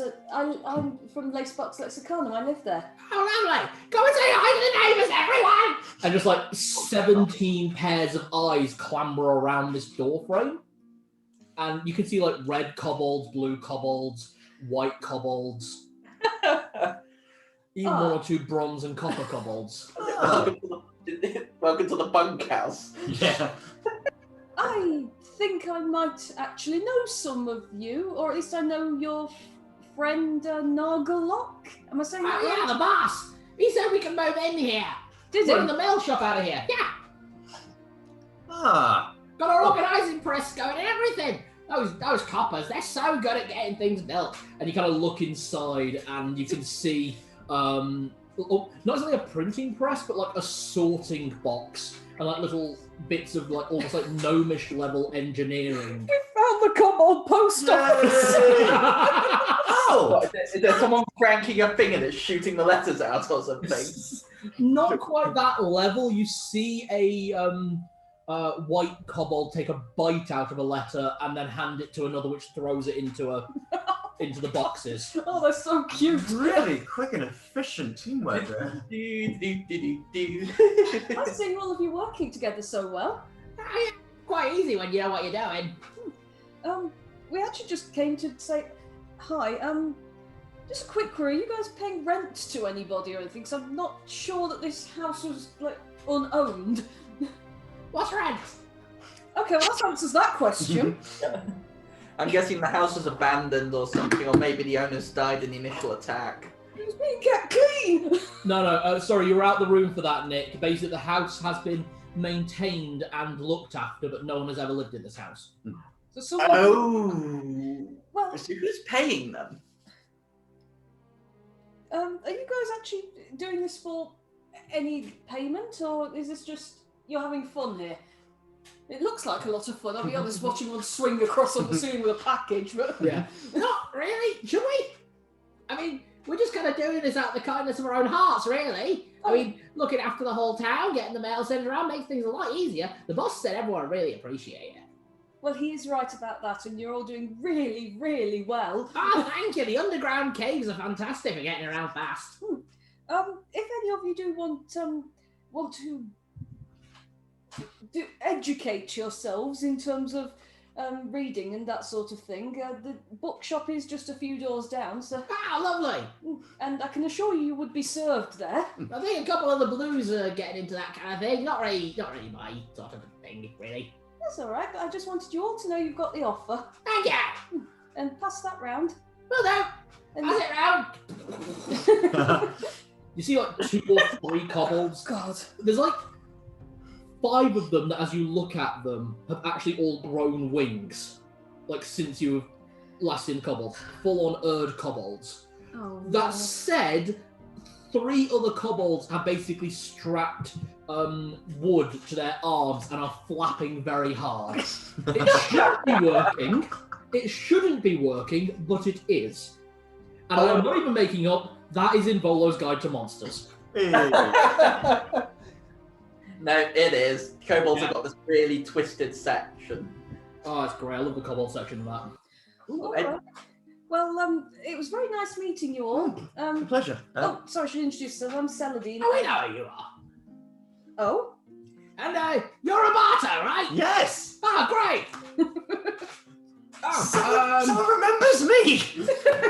some post for? Oh no, we just had post come from the Leyspark lexicon. Oh. Yeah, something for Dale. Oh yeah, I know what that is. Oh, great. Yeah, thank you anyway. You're all doing really, really good jobs. Thanks. Keep up with Be the work. happy to tell them that when they come around again. I think it'd be offensive to pat him on the head, but I really badly want to because kobolds are so cute. Kobolds are fucking adorable. Would it be offensive if I patted you on the head?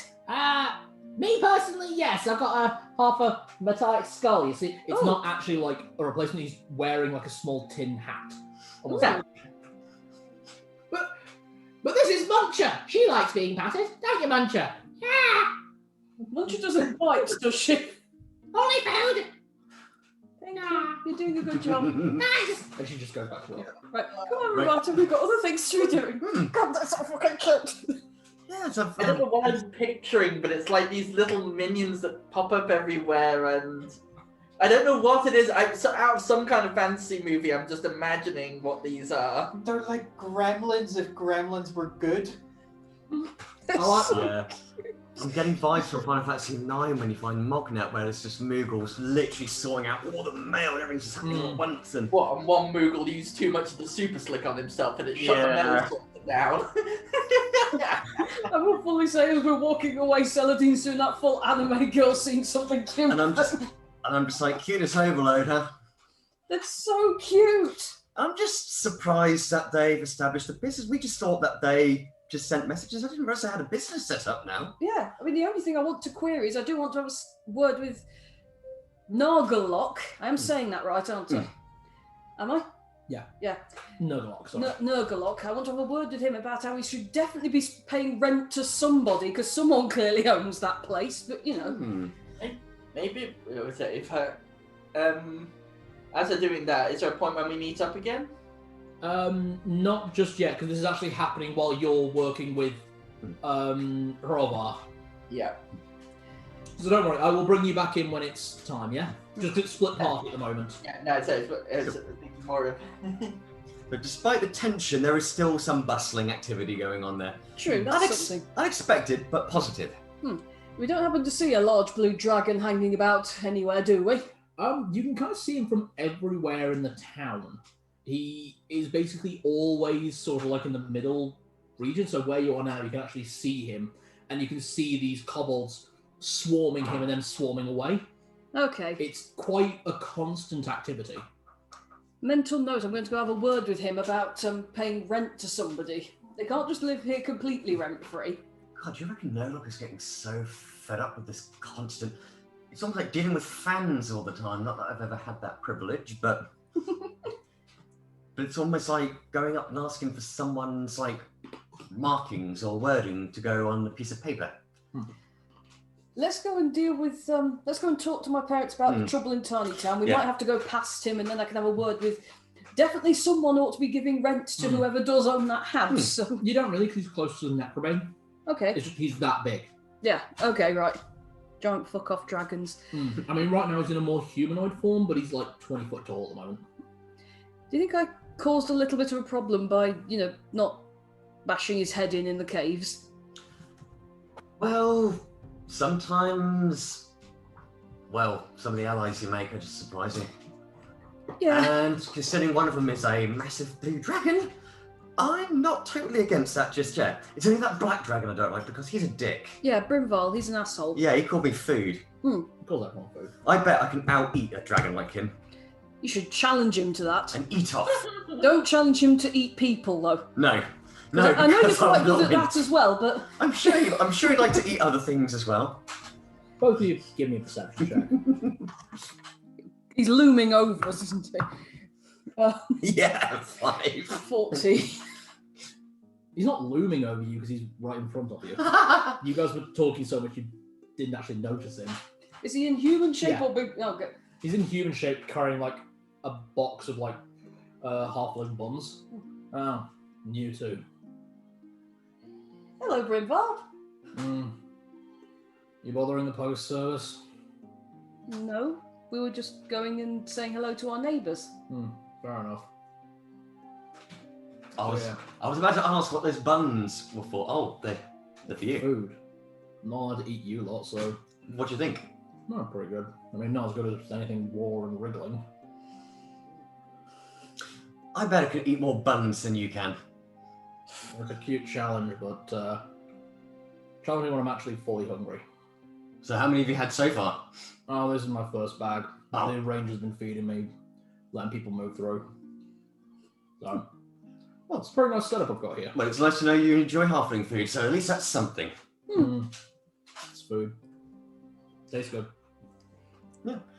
And he starts walking off in the direction of White Band. Maybe we could take him to a halfling breakfast one day, but not actual breakfast on halflings. No, I of just course mean, not. No, but we all agreed he's an asshole, though. I think he probably heard, but he probably thinks, I don't care. I'll be honest, I don't care if he knows I think he's an asshole. I doubt very much he thought I was his friend. If you guys actually turn and look at him now, he's flipping you off. Just... I think that's the draconic greeting. It's like waving, but you're not using your fingers. Yeah, well, they've only got 3. Alright, so carrying on. Yes, we're going to the Leyspark, sorry. You both get there, and you hear a bit of a commotion coming from inside. Not a big one, just the same level that's usually there. Oh, right. Oh, no, hang on, I recognise this. This is either Papa caught Daddy with one of his boyfriends again, or Daddy's annoyed at Papa for something. So they still have the same spirit and vibe. Well, that's good. I know this argument level. As you get inside, you see Eldon actually floating in the air, broken leg, kind of sat over. He's kind of like leaning down, proper man spreading, which is fantastic for a gnome. Whereas, man, stop putting things in the wrong place. It's all over. Lana, come and help me. And Lana is like running around at the same time while your grandmother is trying to put things in completely the wrong place. Okay. It's secret option number 3. Granny's come round and is helping. Oh, I don't think I've met your grandmother before. No, you haven't. Nanny. Oh, yes. Hi, Nanny. What are you doing? Organising. It's all so terribly out of order. Yes, but Papa likes it that way. Likes it that way? The A's are all over the place and the B's are in the wrong part. Ma, that's because they're organised by... I'm doing Scottish for him. I'm doing Scottish for him. Ear. Yeah, Ma. What do you mean they're in the wrong order? They're meant to be A's with the A's. In that way, it's sorted by genre, for God's sake. Well, I can see that you're having a really fun time. What is it, Sally? Well, you mentioned... I think it was you who mentioned there's something sort of off in Tiny Town at the minute.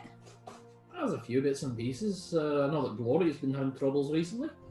Yeah, we wondered if you had any... Because we've only just arrived back and... Oh, after this.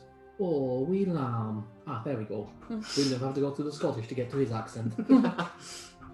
Well, let's see. Ever since the old blue vein bitch died, then obviously Tuskal took over, and things have been hefty since. And then you got Lord Bumblefoot. He's been ill for the last few weeks, so his daughter's been dealing with it, and Gloria can't stand her.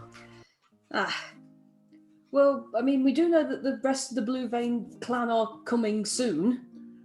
What are they now? The true blue veins, it turned out. Well, maybe they might be able to sort something out. If you go and tell Gloria that, she might be able to get things moving in a direction that we don't have to have a headache over. Then maybe someone can work out who's meant to be paying, or the kobolds are meant to be paying. They ain't getting paid, but they ain't paying for the rent, so... Yeah, I'm probably going to go and have a word about that in a little bit. Not the worst plan. But why are all the halflings leaving? Well, not leaving, but they're all heading into the elf district. And massive tension. The gnomes keep wandering through with weapons because they're all antsy. Not like they're trying to actually start a fight, but they're all a bit nervous. So they're walking through with weapons, makes the halflings nervous. So rather than the halflings picking up weapons, they start wandering out into the elf district. No one's happy and no one's talking. Sounds like both are a bit scared of some conflict that could occur, so... And no one's actually swinging any weapons, everyone's just nervous. Exactly. So the sooner... But it only takes a powder keg to get lit. So the sooner we can deal with this and settle the tensions, the better. All right, so it's talk to Auntie Gloria then. That's the plan. Okay, we can do that. If you're looking for her, she's in Normtown. Okay. It's not like her. No, since this whole thing's been dealing with the halflings, that pain in the neck Breda went over this morning. Gloria found out and she went raging over. Okay. All right, we'll go and talk with Gloria and yeah. Right, we'll come back to that in a moment. That's all right. Narlock, Yes. you have gone out hunting. Yes. I assume you went and got your heavy crossbow? I have my crossbow. I was either going to use that or the dagger, depending what animal it is I come across. Okay, give me... You're stealthy, so I'll allow that as just a remit roll. Give me your move silently roll first. Okay, there's 14 plus 7 is 21. Okay, yeah, we'll use that for this entire section. So give me 3 perception checks. Perception plus 4. Okay, so first one, 7, Next one. 13, 8. Okay, and then give me a survival check. Do I have survival, I wonder? No. Okay, so straight up roll. Yep. Okay, that is. Do you agree that's cocked? That's cocked. No dice. 10. And give me one 2-hit roll. One what? Just roll, yeah? And this is using your crossbow. 5. Okay. Not doing good. Not very good. You will return sometime around night. So we'll return to Narlock as of next morning, effectively. But what you have been able to catch is a few ducks. About 4. Just pick them up. You actually shot them with your crossbow. So take off, to be honest, I'd say take off about 20 crossbow bolts. Well, that takes me down to 28. So probably anyone that probably might have sort of survived. Yeah, pretty much. Most of them aren't good kills, so you'd have to go over and break their necks while you're there. Basically, what happened was during your outing, from about lunchtime to about 10 o'clock at night, you were just looking for anything. And although you're being stealthily, you didn't really see a lot of stuff. I mean, you found a few carcasses where clearly a few kobolds had had a meal, or a few hunting sites, maybe a couple of the hunters or the rangers had dealt with something. You found one patch where just 5 trees were just acid-bathed. And there were just skeletons in amongst. So clearly Brynval had some fun. And basically every time you did see something, you took a shot and you missed and actually broke the crossbow bolts on trees, rocks, all sorts of things like that. Okay, fair enough. You went So to these 4 ducks, you basically were getting really frustrated. And basically the first one, you're going, fuck's sake, forgot your crossbow was loaded, shot it in the air, and just this duck fell out of the sky. And he was like, I'm doing it. Just straight into the air at this formation of flying ducks. And a few of them, you wound up taking out like 7, but 3 of them got picked up by foxes. One fell in the swamp, so you didn't want to go for that. Maybe this explains the falling cow. Oh god. Hang on, wait a minute. So the cow was flying and a kobold killed it. Wait, the cow jumped over the moon. Yeah. And then he fell with a crossbow. Narlock just shot it. But he didn't catch the dish and the fucking spoon that ran away. All right. Zed, Yes. we'll return to you. So, you arrive at your temple around a bit before lunch. Mm-hmm. Open the doors, let it. Open the shutters. I'm guessing all the hinges and everything has been done up now. Yeah, the door is properly repaired now. Just loads of the area. It doesn't look exactly like how it did, but it definitely looks better than it was. Yeah. There are still things here that will take time. Okay. Well, so I do my ministrations until my guest turns up. There is a low knock at the door, and as the door knocks, Tibble's heckles are straight up, just like growling at the door. And what? Do I get any sense from him besides he's not? Give me an animal check.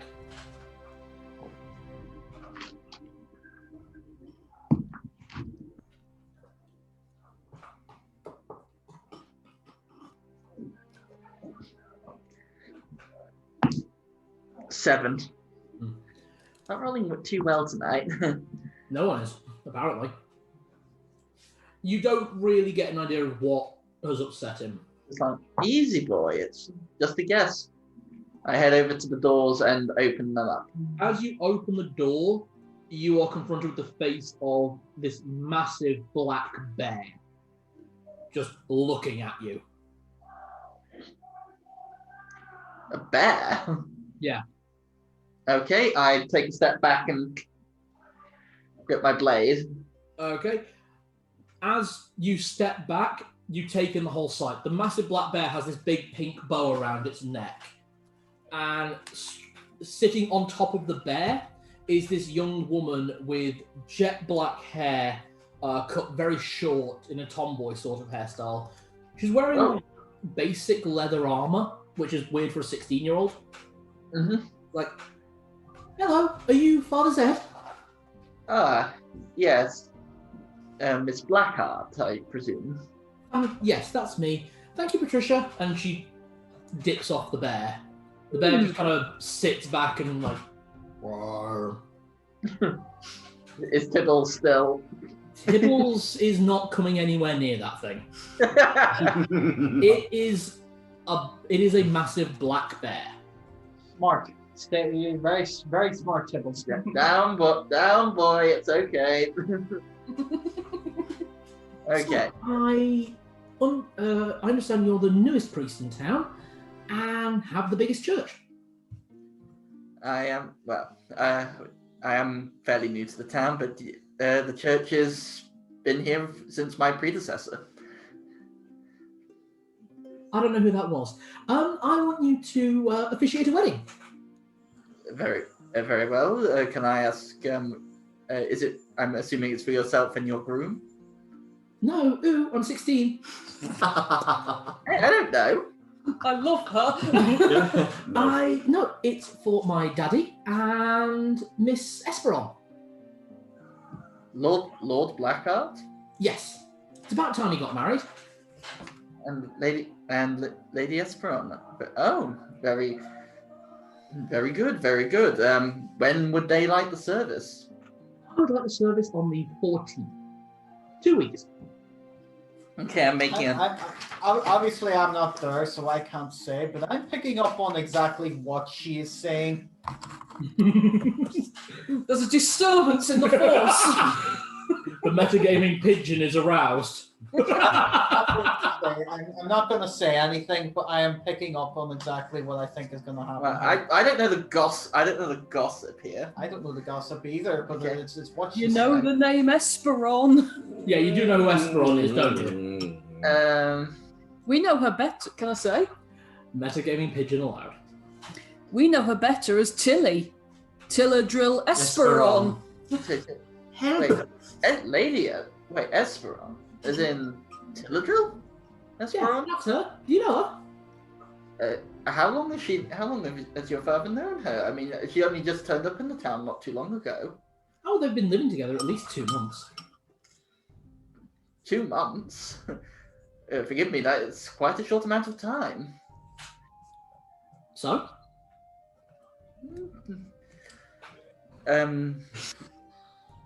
Very well.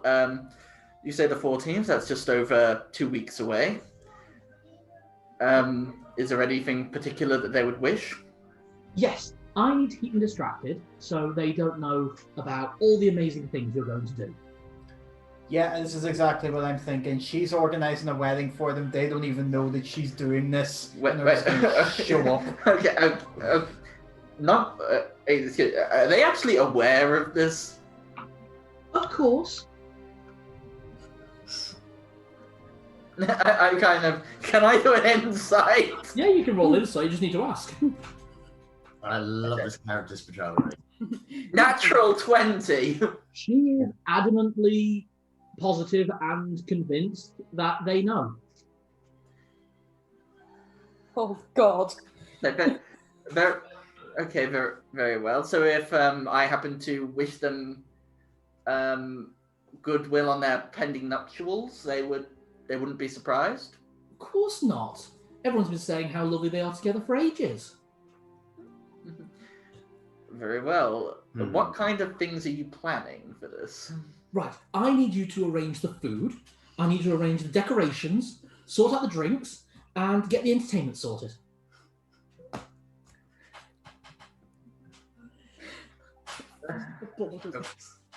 That's it. Is this usually what the priest does? No! Fucking no. Yeah.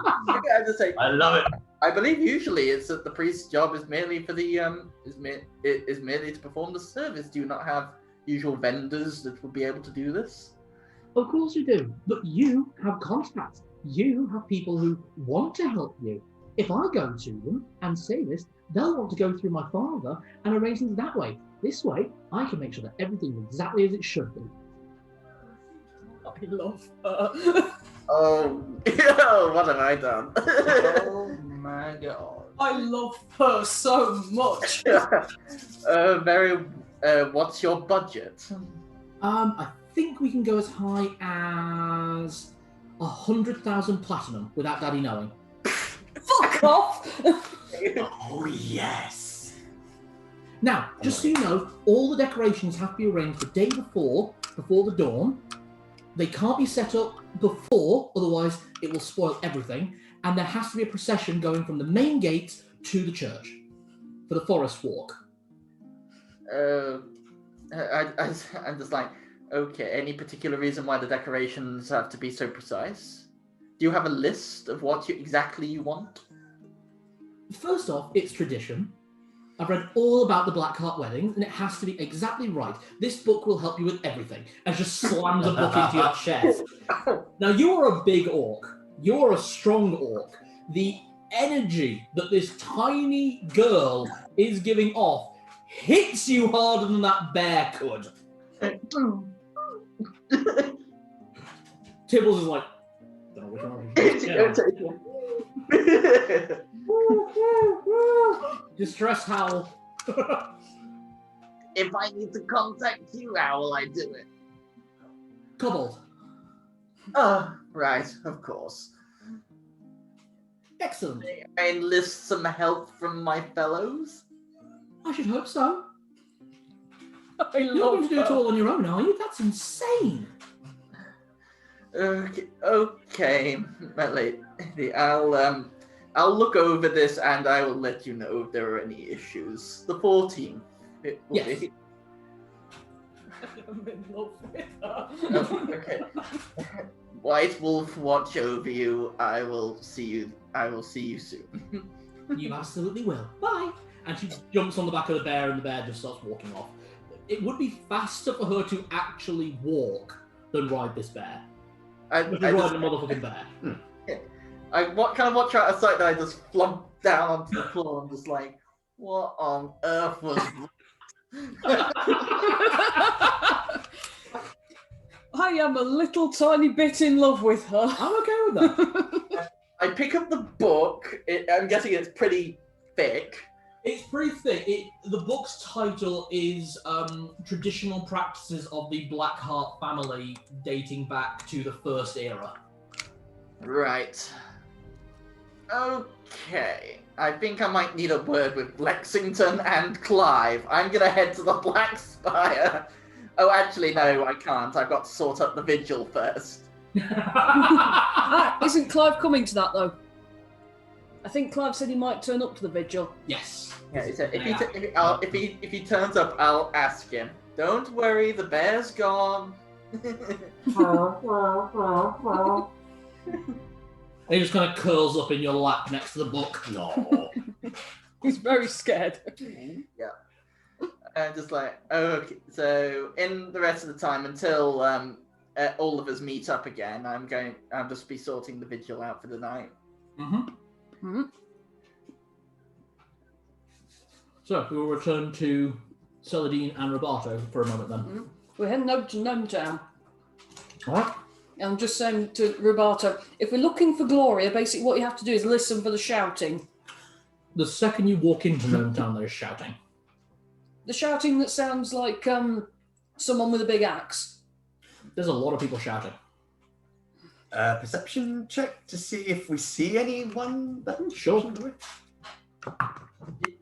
You remember Mary Poppins right at the start when he's approaching the house, you just hear crashes, bangs, and screams inside. 9. I rolled a 1. Luckily, even with your painful perception, it's impossible to miss the massive crowd of shouting people. Oh no. Both gnomes, halflings, and dwarves. Oh, there's lots of shouting going on over there. Yes, okay, this is going to get interesting. Roberto, how scared are you of heights? Well, I've climbed up a few monsters before I killed them. I'm not too bad. Alright, I'm going to use Tenza's flying disc so we can fly over the crowd to get... I've already had trouble pushing... Sorry guys, we'll be back in just a second. That's alright, we'll keep going. Yeah, Tenza's flying disc and just fly us over. Okay. The disc floats, you know where it is. It is 3 foot off the ground. What? It's supposed to be 10 foot. It's 3 foot. What's the bloody point of it then? It's a floating table. Oh, I thought, alright, never mind. We Sorry. You can walk on it. We can enter in style. I think it's 3 foot. I know it's 3 foot in 5e. We just all go as it flows. Excuse me, going through. Yeah, to be fair, it'll make us look a bit more intimidating to It get will. through. Excuse us, please. And your foot bumping in the back of a dwarf's head will definitely make it better. Oh no. Kansas Swine is a level 2 spell in Burst, isn't it? It's a level 1 spell. Oh, is it? Oh, yes, it is. I whip out my harmonica. Now, I may not have bardic powers, I can still play. Get some attention, hopefully stop people shouting at each other. I'm just going to attempt to play something jovial. QRST. Kansas Forging Disc. Here we go. Duration, range, yep. The disc is concave. 3 foot diameter, holds 1,000 gold pieces. Weight per level magic user caster. The disc floats approximately 3 foot above the ground at all times. Oh, okay. And remains level likewise, and it has got an interval of 6 feet between itself and magic user if hidden. Sorry about that, guys. It's alright. Alright, if it is 3 foot then. Sorry, I must have misremembered.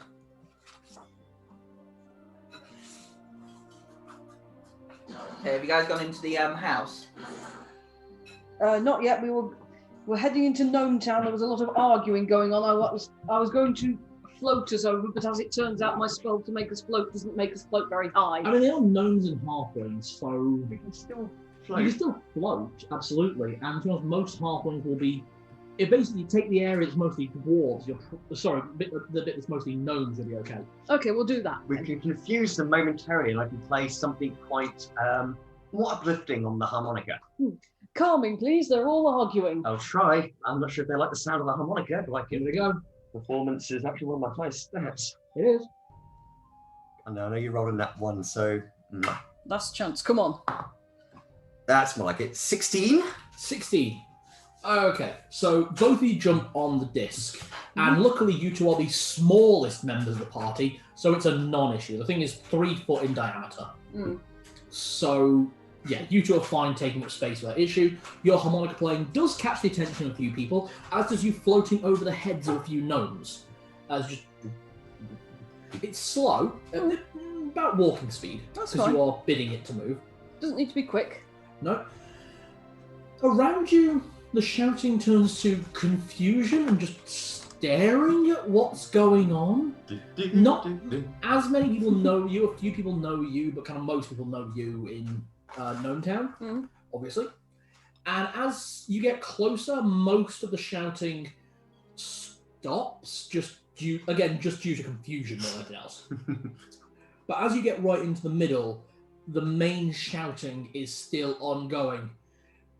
Well, your dad could actually talk to people. That's how he had you. It's like, there is no need to bring up my father or my mother. I wasn't bringing up your mother, but if we're going to talk on that subject, you bitch. Oh, God. Yeah, that'll be Gloria.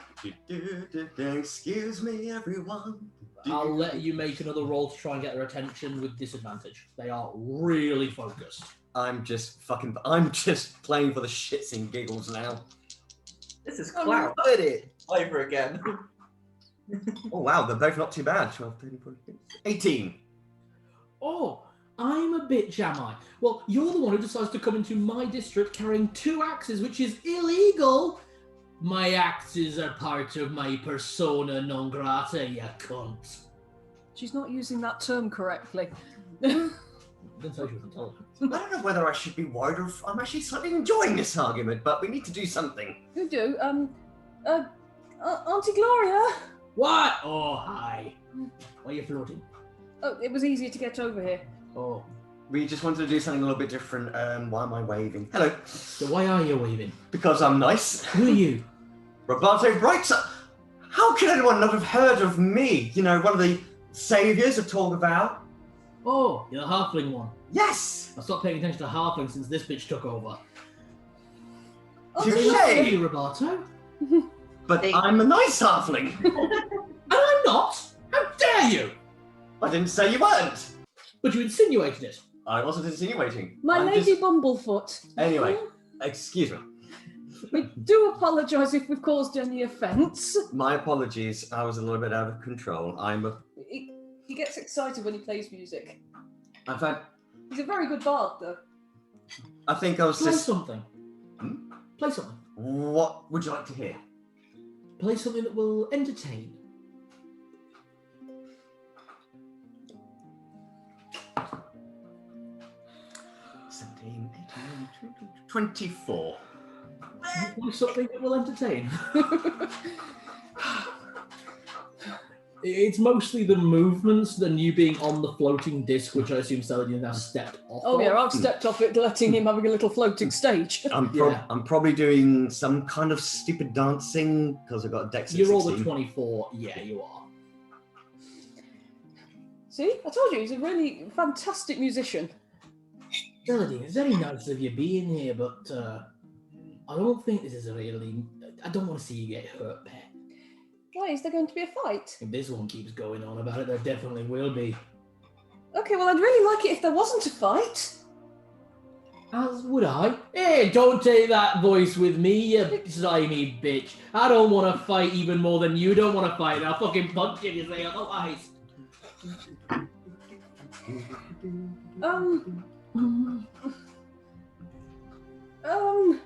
We understand there's a bit of tension between you and... Oh, for goodness sake. Gloria, you've walked in and started calling her a bitch. Of course she's reacting badly. What do you mean I've walked in? This is Gnome Town. Sorry, she's come over here and you're calling her a bitch immediately. Absolutely, she's in my garden. It's all my garden! Gloria, do you think this is potentially one of those things where discretion might be the better part of valour? No, I think an axe is the best part of valour. It just holds up one of her axes. All right. Would it... Oh, damn. Only I still had that golden axe. I could have, said, would you prefer an upgrade? I don't think she'd take it, to be honest. Yeah. Why is there all this... Why arguing? Why fighting? We've all gotten along so well until recently. Gloria's convinced that without the blue veins in charge, then she owns the mines, or rather the gnomes own the mines. And as I pointed out to her, that the mines are owned by all of us, and everyone deserves pay. Yeah, and she's going on about the kobolds who moved into that house, like I care if they're squatting. Well, we're actually going to sort out the kobold thing very rapidly. I can that'd promise be you that. nice. Oh, someone mentioned about the blue veins, didn't they? Yes, they did, Roberto. I believe you've got some news about that. If you're interested at all, if you'd like to pay a visit to Mayor Lexington's estate, I happen to have stumbled across a rather valuable, very expensive axe, which was very pretty, with interesting writing on there. But to put a long story short, it was an axe where if it was pulled out of It's a very long story. basically the true blue veins are coming back. Why didn't you just say that? Well, good point, but I still think you should go look at the axe at Mayor Lexington's because it is amazing. And that is proof. It's proof, and he can vouch for it as well. So what do you think, you scuzzy bitch? I think, hang on, I speak perfect Gloria. She means, what do you think, Lady Bumblefoot? I think I can acquiesce to that. If Gloria goes with a separate group. Oh, I think I prefer that. Get out. And she does. Her and all the halflings that came with her just leave. Well, that went well. Quite. Okay, everybody get back to your houses. Sounds like there'll be a dwarf turning up at some point who'll answer all of our problems. I think in the meantime, I think we should all go and have a little, what time is it now? Actually, what is the time at the moment? Give me a survival check. You don't have any ability to check the time. Because I would like to know when we can have a snack. Nat 20. It's 3:15. Afternoon tea? Excellent. Actually, Gloria, why don't we all go get something to eat at Clive's? You like Clive? Nah, it's alright. It's alright for a scuzzy cunt. The good thing I don't get monetized. He'll take it as a term of affection. Let's go and have something to nibble on, shall we? We'll all go get something to eat and I'll have a word with the kobold's leader about someone paying rent or something. Okay, at least we know it's owned by the halfling family now. There we go. Can I just say, this Aunt Gloria, sorry, is very much like a character I have on one of my blogs called Aunt Rochi. Oh, She called a spade. She was just like, right, okay, so this one's come along with you on your honeymoon. Well, she can stay with me. And that character went, wait, why can't I stay with them like I did in the boat? Because they want to fuck. Nobody calls a spade, that's calls a spade a fucking shovel. I do quite like Gloria. Gloria's good. And weird enough, she's actually more personable than Eldod. Joe, there's dirty dishes in the sink. Oh yeah, her and her husband have a real aggressive but loving relationship. Joey, there's dirty dishes in the sink. Well, go clean them, woman. What did you say? I said I'll get right to it. Actually, as we're walking down, we'll be saying, Roberto, I've never explained this. Gloria was engaged to my papa when they were younger. Hey! But it turns out he liked a bit of the halfling D. Is it any good? Why are you asking me? I've not tried it. No, No, but you got one, haven't you? Unless you're a girl, I can't really tell when you're not. I'll leave that for the elves to answer for that one. I'm not answering that. No, not you! See, I like your father then. What? No! You like him short and hairy. No, that is not the relationship here. Actually, do I know her type of guys that she's into? At this point, the party does. Right. Well, technically she has a different preference. Oh dear. Oh yeah, what's that? Oh, don't worry. I'm pretty sure you might already know. I don't really need to explain. He's weird. Roberto's lovely. No, she's got a point. I'm a little bit different to most halflings. No, you're not. So in other words, most of us halflings are weird. Hey! Yeah, that's the one. for goodness sake, you can't keep talking like that. You are technically speaking a politician.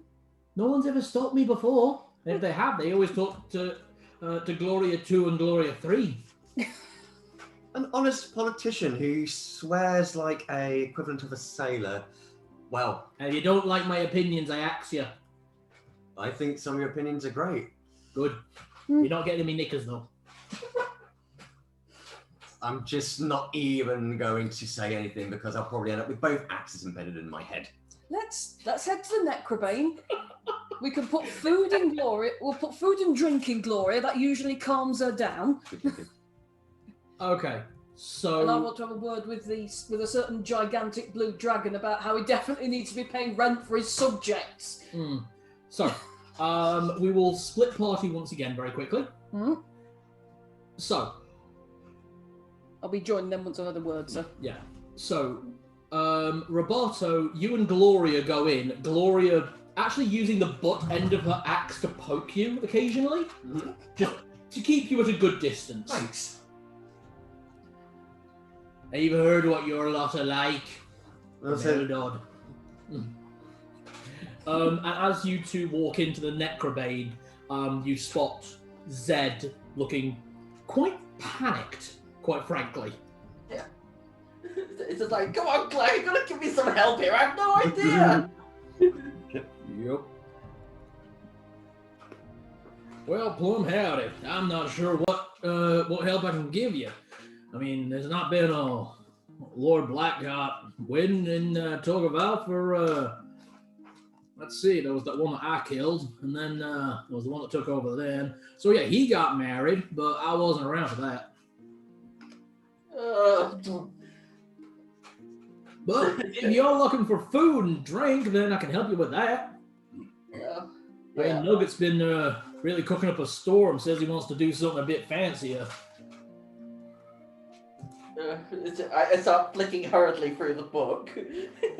It looks like the traditional food of a Blackheart wedding tends to come down to lots of minced meat dishes that are then separated before cooking, half of it going to their animals and half of it going to the guests. No wonder that bear's so bloody big. That is a bear raised on prime rib. And yeah, that's what Clive's saying, actually. I just hold the book. Do you think you can get this? Well, now that we've got a butcher in town, I think we can actually get something pretty decent. We'll have to get the hunters out and seeing after things. Oh, he's good. I've worked with him too. I've actually got some stuff coming for the feast next week. Oh, fantastic. Don't worry, my donation will be there first thing in the morning. Ooh, excellent. Need to make sure note to self find place to store. Oh no, I mean the morning of the festival. I'll have it cooked here and I'll bring it to the potluck and have something ready to throw in the pot. Ah, okay. I know you said Carl I'd be showing up late at night, but would it be alright to show up at some point soonish if it's alright instead? I can retcon the amount of hunting that you did. Yeah, that seems fair. Yeah, just so as I can come back to the party. So I'm just gonna make my way back to Clive's and just kick in the door and walk in, just really, really annoyed. As you're going past, you want it walking past Celadine in a bad mood, who is walking towards White Band. You just, so, and I just keep walking. You need a drink. I'll be in a moment. Am I still being... No, Clive is, Gloria is actually swapped to going behind the counter and pouring herself a drink next to Clive. And he doesn't care, does he? He gives no craps. Is he going to stop her? No. I don't think I understand. Oh, is it? I look around. Who do I see? Everyone's there now except for Celadine. So, Roberto, when you were away with Celadine? Well, I mean, we got a few things sorted out. Oh. She's gone. She did say that you... Oh, actually, you were too busy being punked. Yeah. She's... Oh. She said you were going to talk to that blue shit, and just, Gloria's there just stacking up drinks for everyone. Oh, white band. You're gonna pay for that, aren't you? Alright. Of course I'm gonna pay for it, you green oaf. Okay. Hopefully I might see him at the vigil later. Oh damn, the vigil! I grab the book and he suddenly pelts it out of the necromain. What Zed does? Yeah. Got a vigil to set up with work. It's a very busy day. I just turned Wait, to. so you've left the scene now? Yeah, I just grab the book and basically I career into him in the doorway. Okay, yeah, you slam into Narlock. Sorry, Narlock, got a wedding. What? What do we have to do with these? Cook 'em! What? No, come over here. You know what? What direction is the temple? The direction that he is currently running in. I'm running across the bridge to the river bridge at the moment towards the temple. Narlock is so mad he grabs the four of them by the neck, swings them, and throws them to the temple. Give me a 2-hit. Oh my god. I'm just like, 17! You managed to yeet them over the river. You can fucking have them! Fuck it, Tibbles picks them up and chases down Zed. Yeah, well, he dashes back. Jump. No, he grabs them and just brings them like a proper retriever. Oh, you okay. goodest boy. Right, let's deal with the white band scene, because I know you want to break at 9 o'clock, don't you, Chris? Yeah, just for about half an hour. Not a problem. Okay, we'll get the white band scene done, then we'll break for a bit. Okay. Okay, so you are approaching white band, Yeah. who, seeing you approach, shrinks down to about 9 foot. Hello. Hello, Nurglelock. White band, please. White band then. I wasn't sure what was all right anymore. White band, good. White band. There's a load of kobolds squatting in the Halfling district. Squat. He turns to a kobold next to him and goes, living without paying. Yes, and it's actually causing a bit of a problem. No problem. Kobold work. Don't ask for anything. No, they're not asking for anything, which is lovely. The thing is that the person who actually owns that house would prefer if she was getting paid rent. Is rent a word for you guys? What rent? I don't actually know. Why am I trying to organise all this for you? You're their leader. You ought to be talking to the other leaders around here. Why? We offer help, and we do help. Why they not talk to me? He has a point. Forgive me for pointing this out. You're 9 foot tall. Uncomfortably. And when you are comfortable, you're, 15 feet long? He's about 30 foot long. You're 30 foot long. You're a very intimidating figure. You're not the tiny, adorable little blue kobold. So why no talk? You're frightening now. Oh. You're not. Well, no, but... You talk for me? You want me to talk for you to them? Please. I suppose I could. I mean... Kind of snaps his fingers at the kobold next to him and pulls out a scribe. How much you think they want? I think rent in that part of Halfling Town would be maybe a gold a month. I'm not sure. Gold a month. Yeah, you always, wouldn't know. I'm afraid I don't really know. You could always overpay or underpay, and then... As you're talking, this kobold is scribbling something out. Shows it to White Band. Oh, sure. And he shows you the letter, which is actually a very well-written deed of ownership. Okay. They accept that. Kobolds move in. They get... And he reaches a hand out and a hole opens up with 4 kobolds just coming out of the ground, lifting this sack over their head, and you can just see sapphires and diamonds spilling out. They accept that. They have that house now for kobolds. I think you might be overpaying just a little bit, but Your butter, you and friends have rest. are you? Your friends of White Man. I do what I can for Saladin and friends. All right.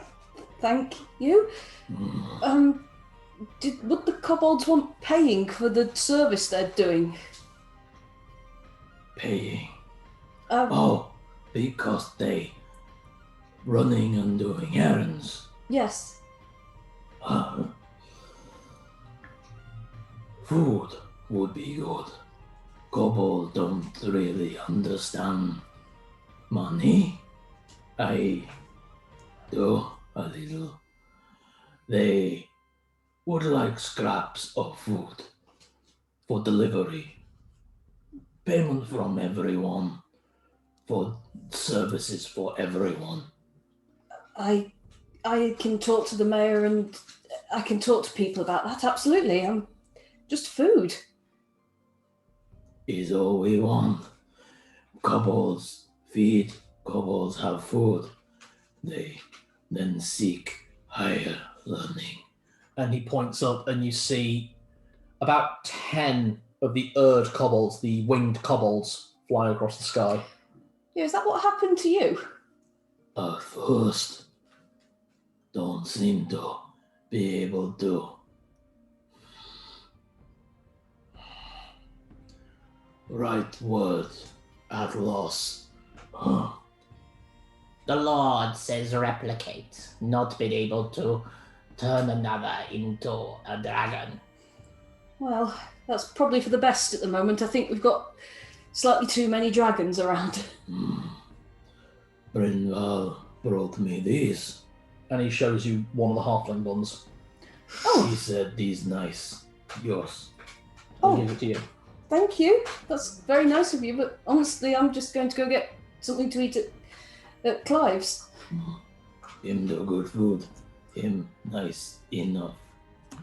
Most people here are quite nice. It's just that you are a gigantic dragon.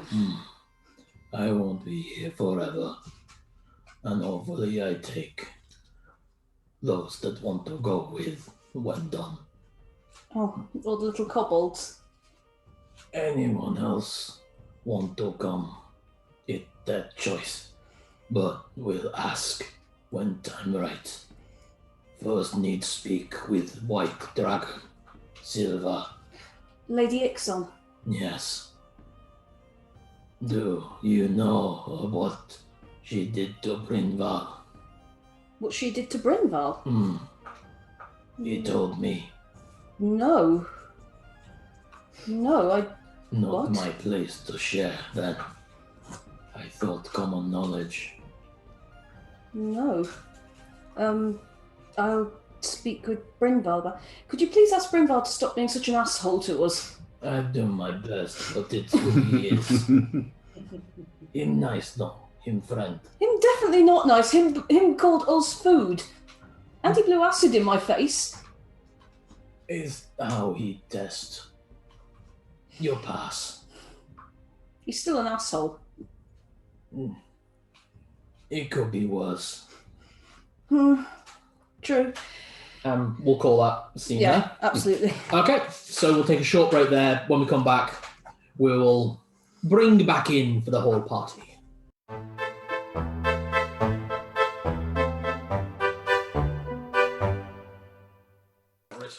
There we are. Sorry about that. Okay. So we need to work out who's in the Black Spire and who's run off crying because of a wedding. We'll actually time skip a little bit. That's all right with the party. Okay. I will have updated about the giant sack of gold of gems I'm carrying now. You're not carrying it. No? No. He said that they can have it if they agree to it, and you can have whatever they don't agree to. Okay. Thank God, because I don't think I'd be able to carry that. Okay. Well, it took 3 kobolds. I know they are small.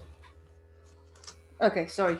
So yeah, so you updated Narlock and Roberto about White Band's offer to basically outright buy the house with sapphires.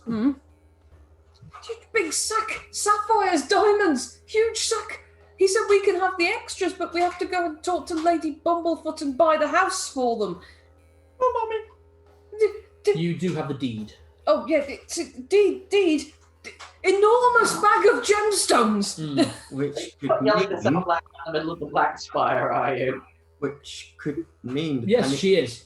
Am I going to go rob him? True. No, but isn't that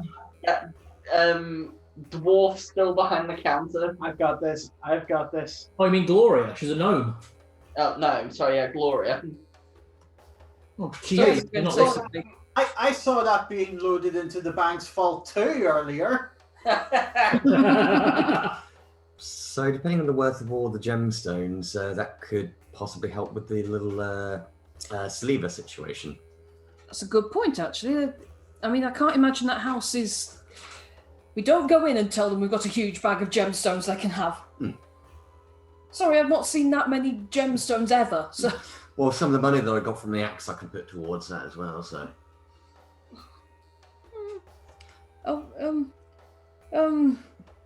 Are we supposed to be doing something? Midnight Vigil, are you guys coming? Oh, the vigil. Yeah. Right. Yes, Clive, Zed Chloe-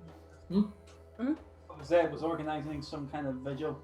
I think I need to apologise to him. What did you do this time? Oh, I saw him throw something. Did you kill his dad and fuck his mum? Well, that was supposed to be a joke. I don't think I'm very good at these. I've just gone bright red again. That's fucking vicious mockery right there. He's yes, he has his scarpet.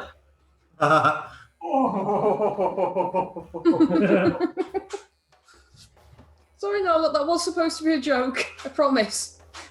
He's got red. Yeah. I don't fancy Lady Offenders anymore. If I ever find his parents, I will think about it. We're going to work around Just, the party. Keep in mind, my mother was a man and my father was a woman. Alright. That's some Oedipus shit. I mean, Celadine, why do you think I'm just a kind of anything goes kind of guy with partners? It's just, I never really got it from the get-go. Honestly, I grew up with 2 dads, and I thought that was completely the norm until I found out it wasn't. So Each to their own. exactly. Oh, right, come on, everyone's serious faces. We're supposed to be going to a vigil. I'm trying not to blush here. If you want, Roberto, we could always just go change into our fancy gear. It's not a bad idea, fellow, if we got the time. Yeah, Could I rush back to my place and yeah? sure. I mean, we're all going to the vigil anyway, so we're easy enough to meet up at the temple. So everyone goes home, gets changed. Have a Zed, wash. what have you done for the vigil? Okay, I've set up candles for guests to take, like a candlelight vigil. There's I spoke to the families and got just some. Well, would you have photographs or woodcut? Would you have like etchings or? You'd have like wood carvings, stone carvings, maybe a few very small paintings. Yeah, there's like offering boxes for the families Okay. and bits. One of these days, though, I'm going to get enough dogs. I'm going to get enough wolves together, and they're all going to sit there. They're going to be my new wolf choir.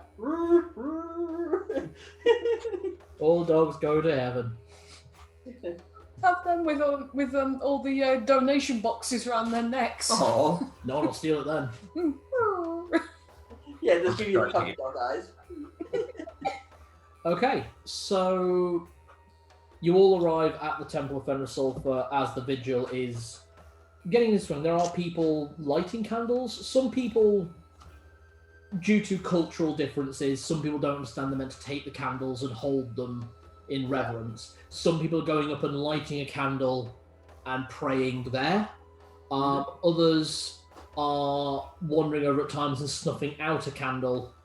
And anyone who sees this, give me an insight check, and I'll let you guys decide who sees it. Oh dear, that's a nat one. 7. 15. Oh, 15, yeah. Okay, so Narlock and Celadine, you kind of recognise the people who are snuffing at... The people who are lighting candles and praying, and then the people who are coming over and snuffing out the candles. It's a difference in cultural philosophy. Basically, believe that when someone passes away, you should snuff out a candle for them. Whereas, obviously, you've got others who are lighting candles. Some people have brought musical instruments and are playing sad but nice tunes into the night.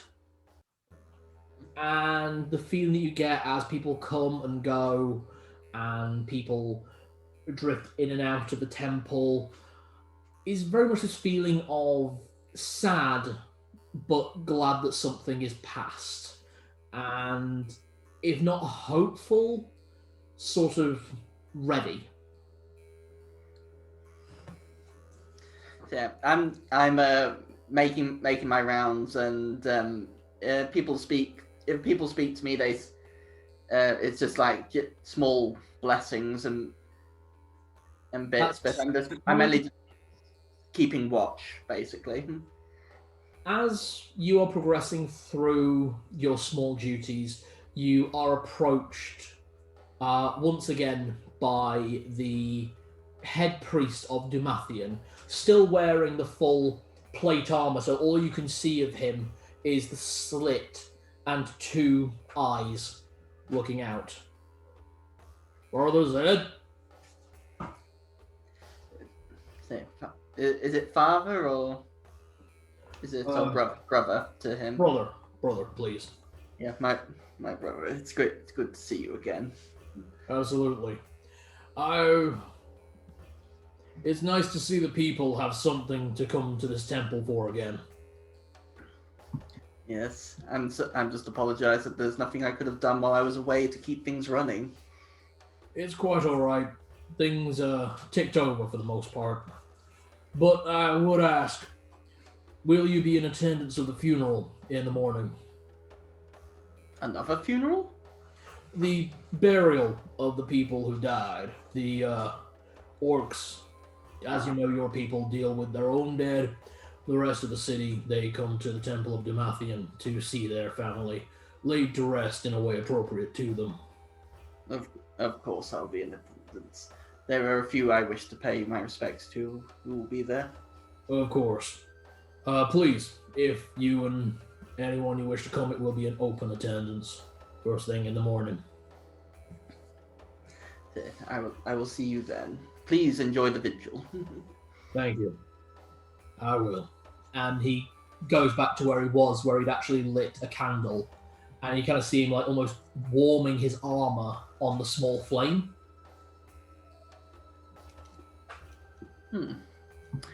Is it around the time that I spot the others? Yeah. They've all been there for a little while, kind of doing their own thing. What have you all been doing while you arrived at the vigil? I'll probably light a candle and just be sort of stood there with it. I'm not quite sure what I'm supposed to do with it, but I figure I'm supposed to hold it for a minute or two. Mm-hmm. All right. Lawton? Yeah, I was probably doing something similar. Like kind of hold it. I'm just thinking back to everything that's just happened, just remembering everyone sort of died. But I just sort of like check on Celadine, check on Narlock, and just have a look around to see what's going on. So just mingling, really. Narlock. Yeah, I shall do the same. I'm going to light a candle and just sort of think back over everything that we've done. And What the? oh, sorry, That was a phone right next to the microphone. it used to be in a case, But the case broke. So it's like if I put it in the case, it just falls straight out. So now I'll put it down here so it won't make as much noise. Yes. So he's thinking back on the appearance of the gods and that, and it's a bit of closure. While this is also a celebration of the dead, it's also for him a celebration of closure on a dark chapter in his life. yeah. So, and eventually, as midnight approaches, I step up to the altar and say, "It brings good heart to see so many here who have come to remember the fallen. They gave those that gave their lives and have now passed on into the arms of their gods. Thank you all for coming tonight and for your generous donations to the families. I'm sure the offerings that you give will bring them succor in their time of darkness." So, Okay. Yep, and say, "White Wolf and those who worship, bless you all." Can you give me a charisma check with advantage? Oh, this may end terribly. Oh, and it did. 7. The people who listened are moved by your words. Unfortunately, not many people listened. Yeah. So I let the vigil die up, but as Saladin is there, I was just like, "Saladin, can I have a word?" Yes. Yeah. How quickly can you read? Pretty quickly. I can usually get through about a novel a night if it's not too hard going. Why? I kind of slid out this book. Help me. Oh, are you getting married? God knows, it's not me. It's Tilly and Lord Blackheart. It's Tilly. I just like, sorry? Amazingly, no one heard. Again, I'm just gonna go, Tenny? No, it's Steel. Just try and cover up. Please, this is a vigil. Who's Willie? Very sorry, Father. I'm very, very sorry about that. Sorry. No, it's not you. I was talking to him there. All right. No, I just said, no, he just went, "Tilly, it's not Tilly, please, this is a vigil." No. As you say it, Tinny, one of the band members starts to retune his banjo. Oh, all right. Okay, so Lord Blackheart's daughter came here today. She came riding a bear, if you can believe Yeah, that sounds about right. Yeah. Yeah. Anyway, she wants this wedding to be set up in 2 weeks, and apparently she wants the church to sort out the decorations, food, the drink, the music. All right. So, and apparently it's all got to sort out in this book, and there's got to be some kind of procession from the Hunter's Gate. Okay. Well, if you want, I can have a read through of this and probably could I reasonably get through it tonight if I... It is a reference book. You would give up the benefits of a long rest. Okay. But luckily you've not taken any damage and you don't need to regenerate spell slots. You could, squeezing in a nap here, strong coffee there. You'd be able to push through and actually read all the relevant material for the more modern services rather than... Because this goes all the way back to the first era. Okay, so there's no point reading, just flicking through it up to about this part because that's all ancient stuff. Yeah, you wind up I really don't think it's necessary. I don't think it'd be necessary for the bride to be dressed, for example, in the entire carcass of a recently slain bear. Yeah. Oh, that poor young girl. Tilly? She's not that young. No, not Tilly. Oh. The bear? All right. So you want me to read through this and then tell you what you need to do? Yes, please. I've done weddings before when I was in my training, but I've not done anything like this. I'm not a party planner. That's going in the quote book. Yeah, it's got to go in the quote book. The priest, not a wedding planner. I'll add that in one moment. I'm a cleric, not a party planner. All right. In the meantime, then, if I'm going to do that, we need. Right, you said about you need to organise the food, the drink, decorations, which I'm assuming might be mentioned in here. Yeah, some kind of. But the decorations have to be set up the night before. That's all right. We can probably. Don't worry, we can organise that. Don't worry. It's all. It sounds like a really, really big job, but it's actually 384 really small jobs. Weirdly, that is the same thing she said when we were getting married. You see, you see Zed. You've never seen Zed looking this uncomfortable. Right. This might be again a divide and conquer thing. What we need is entertainment. So we can't go to Tilly for the entertainment for her own wedding. I'm not even sure she knows. Wait, so that's okay. That's Apparently, the girl came, and she was all enthusiastic about it, but I'm not allowed to tell them.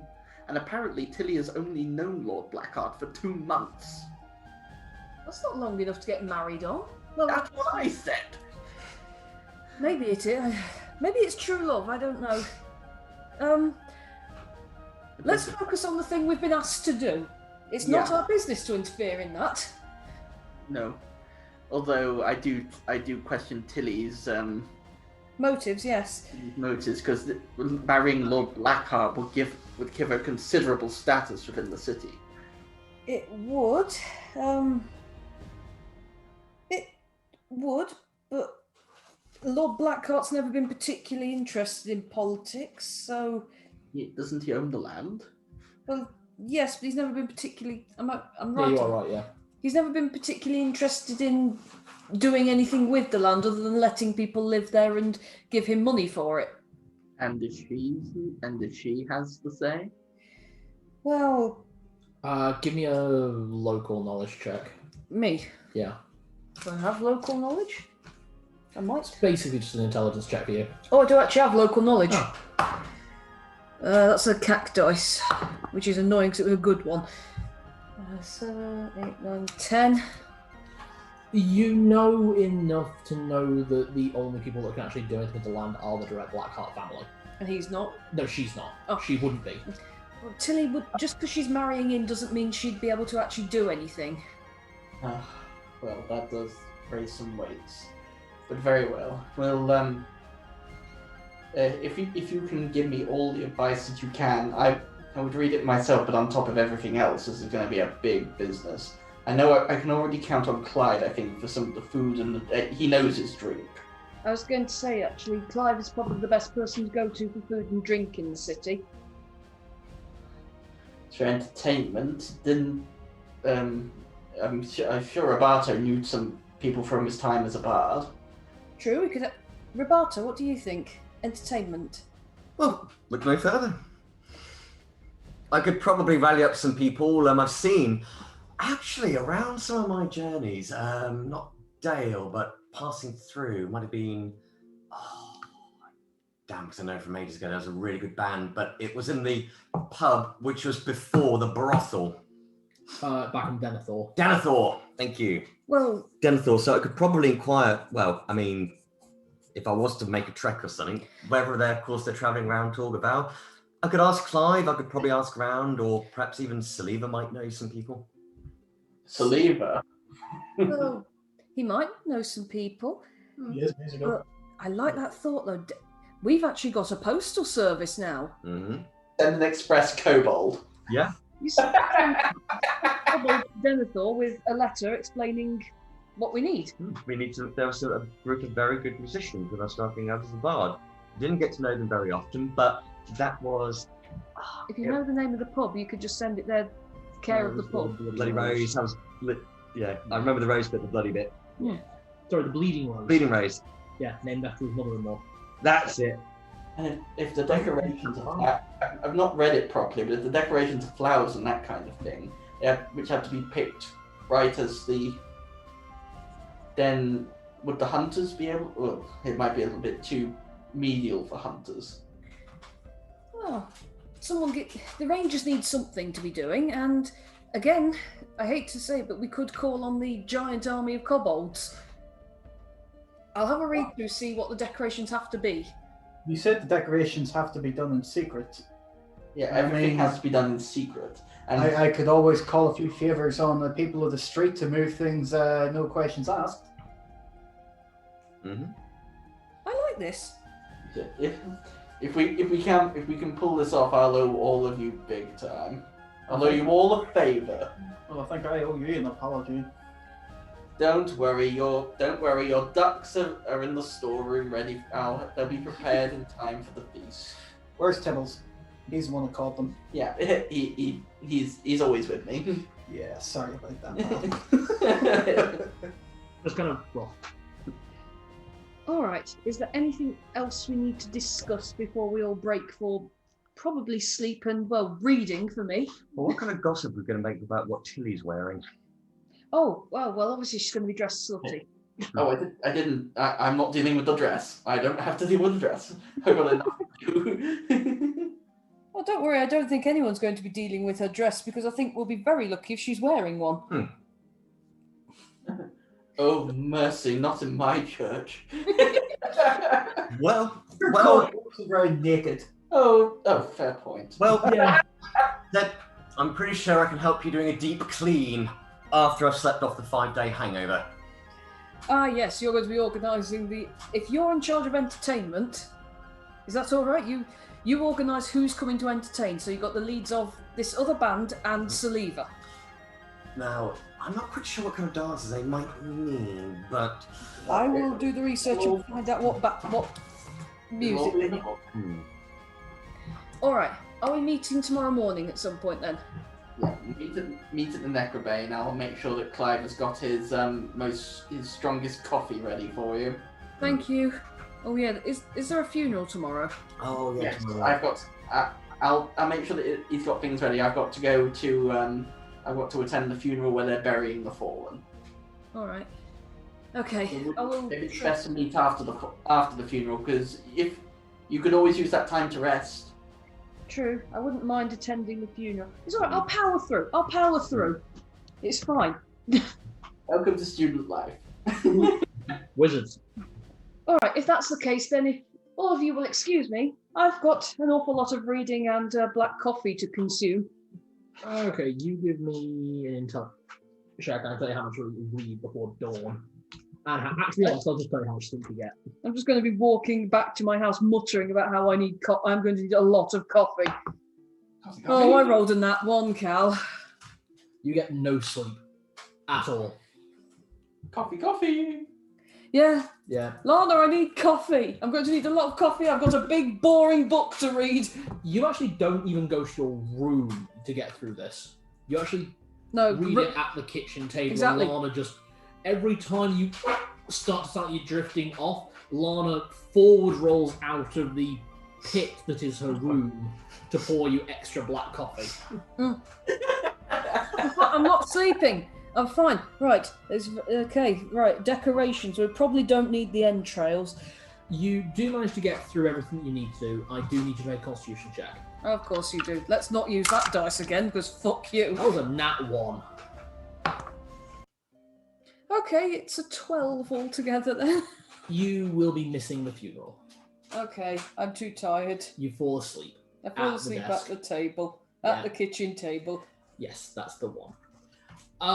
That's all right. I do have something planned for that. The three of you all arrive at the funeral, at the Temple of Dumathian at the correct time. Narlock and Roberto, you two made your way first thing in the morning past the Necrobane, and you can see a few people heading in that direction. Because it's a mass funeral, the attendance is a bit weird. There are a lot of people, but it looks like a lot more people who are more connected to individuals will turn up after the actual ceremony for the burial or the post-burial. Okay. Zed, you arrived first thing, and the brothers of Dumathian, the priests of the dwarven god of burial and mining, are waiting for you. It's like, thank you for coming, Father. Always when needed. We just need to wait for the sister to arrive, and then we can begin. This will be our newly ascended sister. Oh, no. So she won't be attending. The orcs have always kept their ways separate to the ways of the city, as I'm sure you can understand, being one yourself. Of course. No, this is the sister of the Church of Cisara Lelan. Have I met her before? No. Oh, I don't believe I've met this priestess. She doesn't come out very often, Father. But, there she is now. And kind of stepping over the threshold into the graveyard is what was probably once a very beautiful young woman of elvish descent, wood elf descent.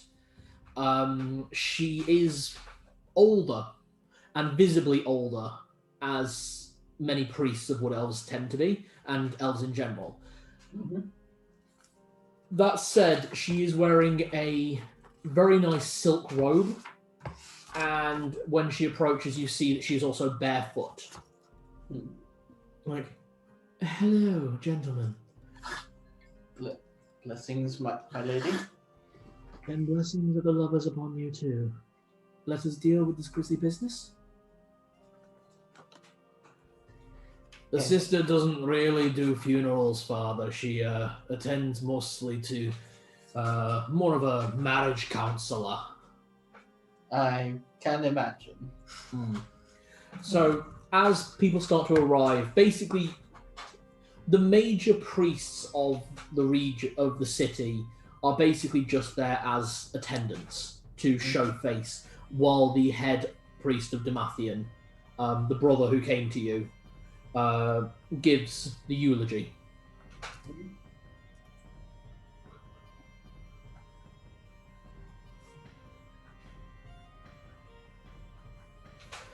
Okay. When people finally arrive, the band that was playing, which was a series of some drums, some bagpipes, all the kind of musical instruments that are only ever brought out at funerals, really. And the head priest stands up, gets his paperwork, and says, "Today we sadly bury many fallen members of our congregation and families. May we see to rest in their own burials Tina, Fiona, Cilia, and Nathania, who leave behind no family, but will be buried alongside the Blue Vein burials, as is the remit of their relationship." They were the girlfriends, weren't they? Yes, they were. Next, we bury Seamus next to his always loyal Sybil. It is true they had a rough life, and their unfortunate passing of the guest house has been thankfully taken up by a kindly and generous benefactor to the city. And he motions a hand at Saliva. I struggle not to roll my eyes. We see to the burial of their own chambers Lady Fenora with her unclaimed son, Tylandel Fenora, into the Fenora crypt. Nearby to the Endorian crypt, we lay the burial of Lady Ilaril Endorian, who leaves behind one son. Next, we give the burial of Jessica and Kovac to the orcs. They will see to their funeral as is necessary of their family lines. And the last, many knew him simply as the bank manager. But to what few friends he had, we knew him as Solven Rekor, who is left behind by one brother, Brutus Rekor, who I understand is in attendance. And you look out, and there is the bank manager from Denethor, looking exactly like his brother, Sovar, but with the long mustache in much the same way as the Go Compare Man. About Mrs. Fizzy Swiggle. Oh, sorry. And to the last, and to the saddest one of all, for many of us, we see the burial of the gnome, Mrs. Fizzy Swiggle, will be attended this evening with those of her students who wish to say their final words. If you would all go to the burials that you will be attending, I'll pay homage later. The church will be remaining open for the next 48 hours, so that you may attend when you have the capacity. Thank you. And with that, pockets start to drift off in different directions. That's very moving, my brother. Thank you. I've got to go get my shovel. I don't laugh out loud at the middle of I fully admit I kind of got the inspiration for the Brothers of Dumathian from a comic I'm reading at the moment, where they have a dwarf necromancer who was a gravekeeper of the dwarves, and whenever he runs out of spell slots, the other spellcaster they have, who is a sorcerer, goes like, "I'm out of spell slots. You know what that means, don't you?" "Yeah, I do. Cower and hide. Shovel." I'll send you those at some point. They're very good comics. Yeah, I'd love to do that actually. It's like, if you can, keep reading Just Pancakes. It's amazing. Yes. It's like the joke you keep making about me with if anyone tried to break in again. "Hey, Chris, another burglar's in the backyard. Another burglar! Give me that shovel! Come here!" That's a justification for murder! I'm just going to talk real quick, then we'll continue. No problem. Is it? No, burglar! Give me my lightsaber! It's alright, it's justified!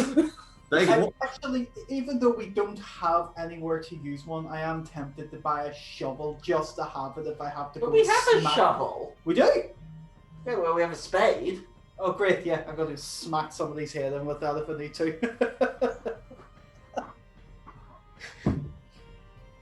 You can just imagine the neighbours wondering what the hell's going on as they just hear the bang, bang. You're being delighted that someone's broken in because now you can hit someone. Stop him! He knocked me knocking and stole me crown!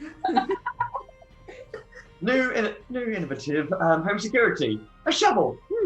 An angry Irishman and a shovel. Okay, the quotes page is now also full. Yay. More Come on, let's give us a reading. Okay. Celadine, please stop stabbing my friends. They're very nice, really, while the party is killing a load of guys. The wolves know what you did, and there are two alternate answers to that. There is either yes, but fuck you, or yes, but the wolf man doesn't.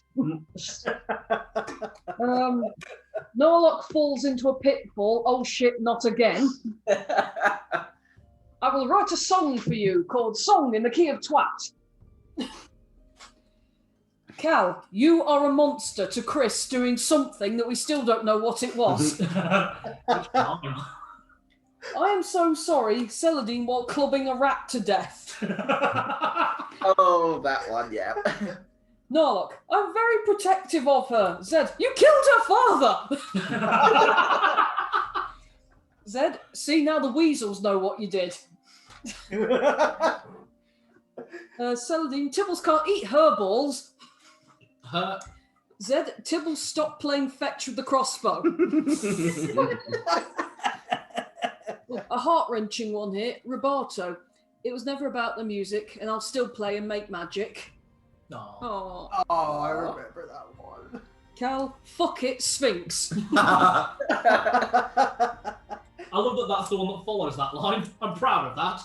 I want to believe everyone's a good person, but I don't think you are. Ooh. Sorry, that's the bad one. Who that Oh. was, yeah. That was to Narlock. Yeah. Roboto, rogues, man. Just rogues, man. Narlock, you grow up a thief, you become a thief. You grow up in a church and you become Zed. I didn't grow up in a church. No, well, you're just different then. I don't know. Roboto, communion wine. It's bloody good. Zed gives a rousing speech. Narlock wangs pink cupcake at his head. Zed proceeds to hold person, then shove cakes into various orifices on Narlock. The wolves forgive you. Zed called it about Roboto and Narlock stealing things. Do you fancy a game of breaking and entering? Oh yes, that's my favourite game. And finally, I'm a cleric, not a wedding planner. Yay! Yay for the quotes page! And wait for the chronographer. These all need to be on badges. Oh, that'd be amazing. You know, they'd be amazing like a scroll that we unfurl at the end of the campaign. Don't worry, there will be a further quotes page on the back of this one. Yay! And I'll tell you what, when it's done, we will commission someone to make a proper filigreed scroll of them that we can unfurl at parties. These are things we said. Thing is though, if you get me the artwork, I might be able to. If I stay late at work, I'll be able to use the A0 plotter. Ooh. Nice. You know what We we have have to do to one do? pages. Next time we come up to your guys' house, we all have to read out our own lines from those quotes in Okay. character depiction. I like it. It'll be our next goal. Yes, that was so much fun. Does that mean that technically I got to green face? Oh no. Well, we weren't. No one was going to suggest that. No, you took it to a racial place. Narlock's got a little bit of a Cockney accent, so it'd be something like, hey, if you're born a thief, you grow up a thief. You're born the church, you grow up a cleric. I didn't grow up in the church. Well, you're just different then, I don't know. Oh god, we can totally run these like sketches. And then just me in the side with a clipboard. You've got quotes on there as well. So. Oh, I know, like 2. Basically, you monster and fuck it, Sphinx, which is why the clipboard works. You need to sit there in your DM chair and just fuck it. No, I got this perfect, Nick. Yeah. So, like, for the monster bit, it's just lower the clipboard, look horrified, like, you monster! Like, Chris. And there's, like, a bit where I'm, like, scribbling and throwing away paper and scribbling, fuck it, Sphinx! Just walk out. Or go fuck it, Sphinx, and just throw the clipboard at you for. That probably means if I do the communion wine, I should actually have a glass of wine, man. Yes. So, communion wine, it's bloody good. Either that or you just you hold up one of your kittens. Fuck it, Sphinx! They're very nervous. They're a bit more confident about them. Like, fuck it, Sphinx. Aww. Is it actually Pearl Diamond won't let you No. pick her up? But Sphinx. You. Ah, cute. Sorry, what was happening? Oh, funeral. Right. Yeah, cute. Look sad. Wait, I'm asleep. It doesn't matter. Right, so what are you 3 doing after the funeral? I'm probably going to head to the necrobane, to be fair, because we're going to gather, but probably like a post-funeral wake. And I do any duty speak to anyone who wishes to speak to me, and then I'll say my farewells to the other priests, and I'll go with the guys to the Black Spire. And if Celadine's not there, I head to the Lexicanum. As you're all leaving, Saliva grabs all 3 of you. Hello, friends. Oh, hello, Saliva. Good to see you. Has your little wizard told you about my offer yet? We are aware of your offer, and we will have an answer for you soon. We may have come into a something that may provide us with the funds. Oh, well, that's lovely to know. I would really appreciate an answer by this evening. I mean, I'm spending every afternoon with your what was it again? A lizardfolk friend. I do have my own business to attend to, and I must say I'm getting a bit sore from sitting on stone for quite some time. We are very grateful for the work you're giving with Krilly. Is he progressing? Is he progressing well? Oh, I'm not teaching him common. I said I'd only do that if you paid me. Ah, right. Yeah. We have to make the agreement first before we can do anything.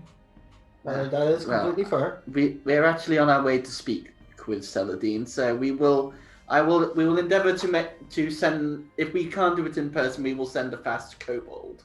Well, why not take a look over this and then it might help. And he hands you a scroll case, a bone scroll case. As I'm holding it in my hands, can I just detect magic on it? Oh, you can do, yeah. Yeah, so I just like no magic. Yes. I open it up. It's a contract, basically what he's actually offering. We will review this. We'll review this shortly, and we will get back to you, Lever. But please do. Okay, so you guys head to the Necrobane. By the way, just so you know what the contract says, for the one-time payment of 20,000 gold pieces, he agrees to provide services to help Krilly speak again, which is part of the contract. He then agrees that for work provided from you four, finding the labourers or doing it yourselves, clearing the land, basically everything that you put in, he will give back. You pay him 20,000 gold pieces now, and he will pay the four of you 200 gold pieces each per week. Oh. Okay. And there will be increases. That will be the bare minimum. There will be increases in that based on how well his business does. Okay. So it's a return investment. Exactly. It's not a one-time payment, lose the money. It's he's asking you to be investors in his business. Yeah. Okay. Shall I say that we took a small time just to quickly read over it and that before heading to the Black Spire? Absolutely. So I think Celadine will need to see this. Shall we head over there? Not a bad idea. I certainly do have some funds which could provide assistance thanks to the Golden Axe. With getting up this early, I didn't have time to make breakfast, so maybe we can get some food from Clive. Yeah, I'm sure he'll have something prepared. He always seems to have something ready. Plus, I did promise Celadine that I would make sure the strongest coffee in the city was there for her. Okay, so back to Celadine. So you guys all arrive at the Necrobane, and food. Clive has it sorted for you, no problem. Mm-hmm. Okay. There is a knock at the door of the Leyspark Lexicon. Quite loud. It does wake you up. I'm not asleep. Book. Yeah, you were. And just there's Lorna just like, doors hammering. Oh, right, yes, door.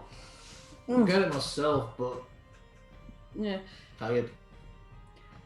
My hair is all over my head like Arno when she wakes up Yeah. frozen. Just go to the door. We're not open yet, I don't think. Or are we? Hello again. And well, it's impossible not to recognise this woman. It's Sargoria, the grey-skinned tiefling woman from Dale. Hello. From the black market. Lana, I'm seeing shit. No, that's a demon girl who's carrying a stack of books. Oh, Oh, good. Come in. Sorry, I pulled an all-nighter. Sorry. Oh, understandable. You said this town was quite accepting of people? Well, yes, it's a lovely town. You're here. Yes, I thought I'd come over and maybe move it. Well, Not here, obviously. You're No. very tired. yeah. Sorry, I was reading a very long, very, very boring book all night. It's quite all right. I'm sure you're very busy at the moment. It'd be quite all right. I'd love a recommendation for where to stay for a bit. I don't have a lot of money, but you're kind of the only person I know in town. Oh, of course. Sorry, this is my sister Lana. Hey, She's not always Hello. like this. I'm usually like this. Lana, are Daddy and Papa around, or? They'll be in their rooms, probably. All right, just one moment. Sorry, Sargoria. Daddy, Papa. The door next to you opens. Oh, They're on the ground floor. Oh yeah, of course they're on the ground. That's I'm how very asleep you are. tired. Hi. The nice lady from Dale, the one we were doing the book exchange. Demon girl! Bosco. Who, by the way, has his hair in curlers. Okay, green mask as well. Oh God. Right, Daddy, could I speak to Papa instead, perhaps? He's frozen solid and kind of slides to the sides, like, moving him away. What is it? Oh, hello, Sargoria. Sargoria's planning on moving to Torgaval. Wait, he recognises? I just thought I'd introduce her quickly. Oh yeah, we know each other. We've done business before. Oh, I didn't realise. So you know Eldod, my Papa, then? Yes, I didn't expect him to be short. Well, I didn't expect you to have horns, but I'm not surprised. We're not showing it. No, I'll take Sargoria to the Black Spire. That's a pretty good place to stay. And it's fairly cheap. Oh yeah. Tell Clive to, I don't know, put it on some tab. You do realise that would mean you'll end up paying it, don't you, Daddy? Nah, that one owes me money, and he's unconscious, so he can't argue. Oh, all right. Come on, Sargoria, come on. Just grab him by the... I am not well. Lana kind of goes, ooh, girls trip. Is she coming too? Yeah, she follows. Oh, good. She's She's walking. half crawling out the door before she gets on her feet and goes, ah! There we go. I've got a brother as well, Undergrim. You'll like him, wherever he's buggered off to. He buggers off sometimes. Oh, all right. Sorry, I'm not properly awake. I'm running on just caffeine. Okay. Maybe this was a bad time. No, it's fine. It's fine. It's a good time. It's a good time. All right. Oh, we've also got some dragons here at the minute, but don't worry, they'll be gone. Okay. I mean, some of the rangers brought me in a few others past. Oh, yeah, if it was the black one, that's Brimval. He's an asshole. Tell him to his face. They just said they just threw some meat in the swamp, and that was it. They said there was a dragon in there. Yes, there's a black one called Brimval. He's an asshole. Okay, understood. But the blue one, he's all right. I mean, that one over there, and yeah, he's over there. Oh, yes, that's Whiteband. He's all right. Okay, good to know. She's very confused, I know. very shell-shocked. Yeah, I'm taking her to the black spider. Yeah. Hand round wrist, drag. I'm not well. So you arrive at the Black Spire the Necrane Black Spire, and there are a few people in there, and you spot your friends all sat at a table. You guys are like halfway through your breakfast. Friends! Clive! Hey. Got it, mate. Friends! Hi! You remember Sargoria? She's the nice book lady from Dale. I've had... All right. Yeah. Hello. Hello. What brings you to Torgaval? Thought it'd be better to get a change of scenery where they don't want to run me out of town with pitchforks? When they don't want to what, sorry? Run me out of town with pitchforks. Ah, well, you are welcome here. I thought you were set up at the market. Yes, but you can't really go out at night or day or any time. Ah, okay. No, this place is very, well, as you can say, we're quite diverse here. Oh, I have a letter for Father Zed. Is that you? That's me. Oh, very good. Here you go. The guard captain told me to give that to you. Do you want me to say over chat or do you want me to message you? Can you message me this actually? Because they don't know. I'm happily chattering away at Sargoria while sipping this coffee. Yeah, it's helping. Even the divines can play a little trick every now and then. Sagoria, would you like a drink? And why are you shaking so much, Celine? I don't actually know. I think I may have either over or underdid it on the coffee. You didn't get any sleep, did you? No, That's why we didn't see you at the funeral. Did I sleep through the funeral? Oh,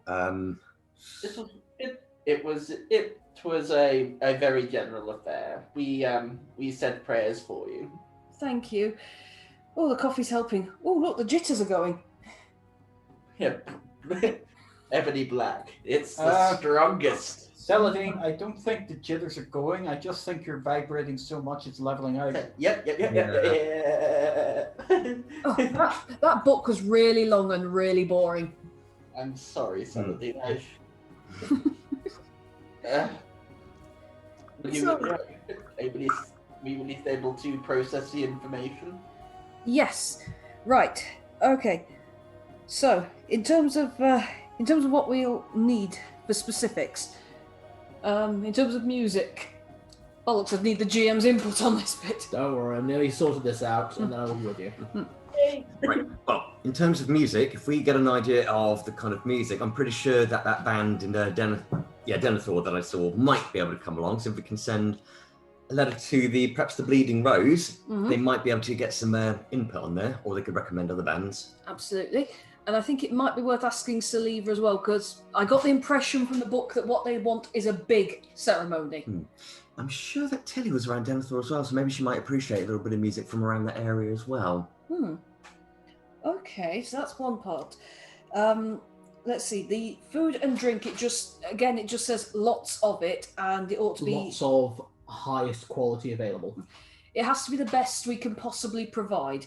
It does say that there is some remit for that, so you don't have to... It should be the best cuts of what is available. It doesn't have to be just the best cuts in all of the country. Just best of what you can get. And half of it has to be fed to their animals, which seems weird, but okay. Decorations. Because I know that was the bit we were getting confused about. Decorations have to all be gathered from the forest. Basically, the entire town has to be decorated from the Hunter's Gate in the south all the way up to the Temple of Fenrisulfur. Right. I've had some thoughts on how we can actually do that. Essentially, if I can get my associates to leave them in the appropriate place where they will not be seen by either party, and then we can have the kobolds come behind them and put the decorations up discreetly as they come through. We could definitely do that, yeah. So it's just the gathering of them. It has to be from the local forested areas.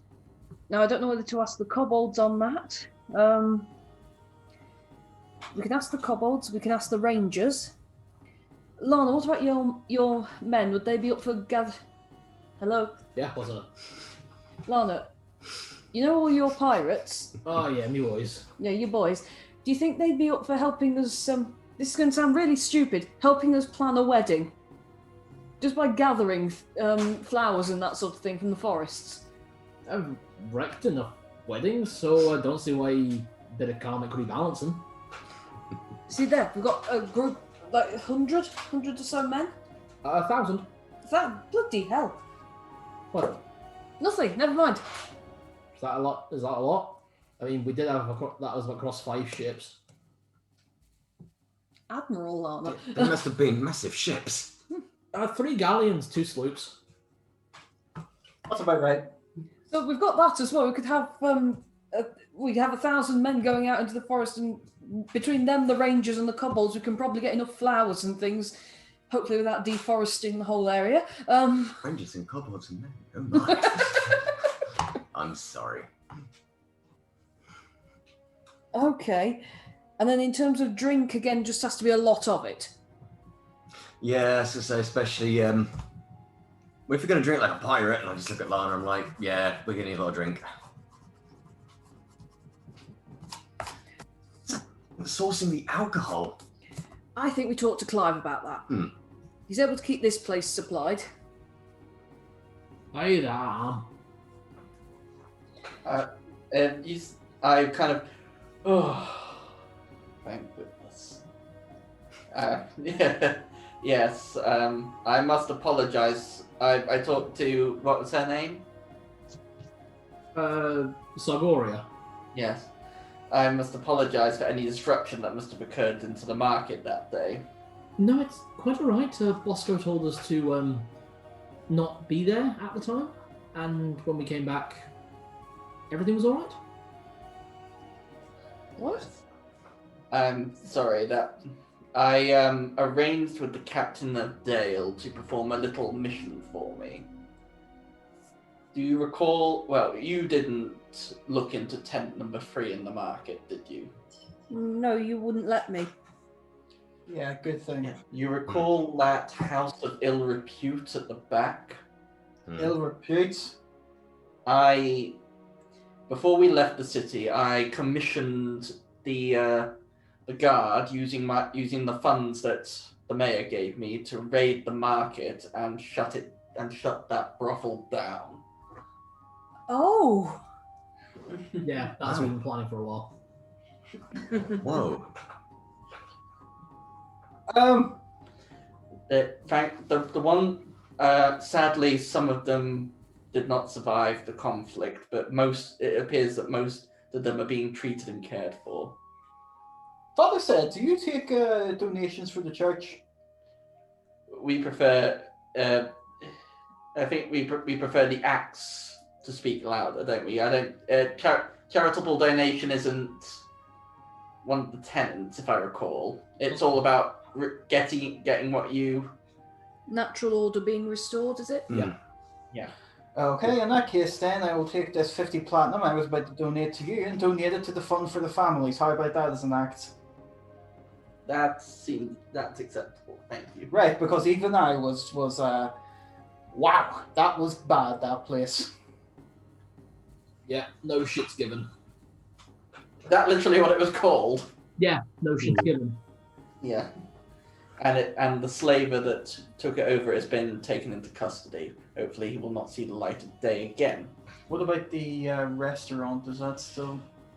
Yeah, I was hoping that would get taken, but technically they're not doing anything wrong. Yeah, I can see that, yeah. It's the people who... Is that no questions asked? Yeah, I mean, all they were doing there was cooking meat that was provided to them by people who turned up. It was no questions asked. Okay, that's amazing. That's wow. I hope it'll take a long time for some of those people to recover, but hopefully they will. So sorry to interrupt there. You were doing me the big favor, Saladin. I wasn't entirely paying attention there. I'm sorry. No, it's all right. I think if anything was going to interrupt that, it's news that a terrible place has been shut down. I'll leave all you to your business. It's quite all right, really. I would love to get settled in a room, to be honest. That's Clive over there, Hopple. That's Clive, yes. He's really nice. Well, that's no problem at all. And to be honest, this is really embarrassing to ask, but when you have some free time, I'd appreciate help finding a job. I was kind of hoping to work in your father's shop because I know books. Oh. Of course we can help you. We can certainly have a look around, see if we can find somewhere. That'd be great. I'll just get settled. I'll stay out of your hair, and if there's anything I can help with, please let me know. Absolutely. Yeah, man. Here, this should keep you going for a while. I know that you will work hard. You've already proven yourself very, very useful with the books that you provided for Celadine. I hand her a little pouch containing 4 platinum. Oh, are you sure? I have no need for it at the moment, and plus, if I need to, I can always visit the bank before we leave. Thank you very much. And she actually gives you a big kiss on the cheek as a thank you, and heads off to Clive. You strangely see a slight glow in his cheeks. I just kind of look at Zed like, What? There's that sort of Joey sort of look. I'm like, oh yeah, you're being smooth. You're doing that. Narlock is just going to ride on this as much as he can, just like. and then where the red markers they got kissed, I sort of pinch at Zed's cheek a little bit. Like, I pick up the plate of scrambled eggs. Boys, leave him alone. oh, come on. Anyway, so Okay. This is how you react. I hope I don't get a boyfriend at some point. Right. So we've divided and conquered in terms of jobs on the wedding. Mhm. Roberto, you're dealing with music. Mhm. Narlock, you and Lana, between you can probably organise the decorations. Yes? Yep. Sure. That's it. So I'm actually genuinely in Lana's character space. It's like she's kind of just playing with like stuff on the table. Just Narlock was paying attention. He just has a face full of eggs and bacon. Just. Okay. is Lana actually getting a knife and doing? No, it's not that. It's not even that edgy. She's basically just found a piece of like food on the table and she's like, twisting it out trying to work out what it is. Oh. She's been eating halfling food for the last like 2 weeks, if not more. She's living well. And It's a pudgy belly. And if we get if we can get Clive and Ravor. Oh, the new butcher. Is it, I'm just making sure I'm trying to say his name right because I'm awful with names. Rovor. Yeah, I got it right. Basically, the H is silent. Yeah. So Rovor. Ravor. I keep thinking of Hrothgar. Fair enough. Zed. Yeah, it's the HRO. That's Hrothgar. Right. Zed, we need to organise. You presumably know what this girl can afford to pay. So She's given me a budget of 100,000 platinum. Sort of. that should be plenty for all of us to negotiate with. Just at the table, that is 500,000 gold. 500,000 gold pieces. Lana, should we put a little extra on our prices for wedding costs? I think that's a good idea. I might be able to buy myself a new ship without a 50th of that.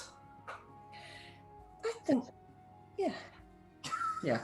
Oh, and also Celadine. Yes. If your eyes aren't still bouncing around, I hand the bone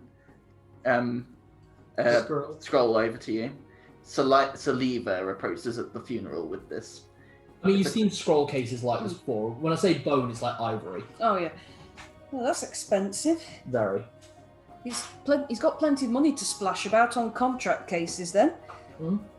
So, as I said before, the agreement is that you guys will put up 20,000 gold pieces to help let him buy the labourers and everything to build a building on the lot of land that will be turned into something he will run.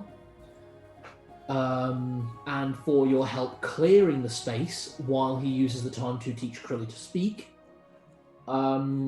he will also give you guys 200 gold pieces each per week straight into your bank accounts without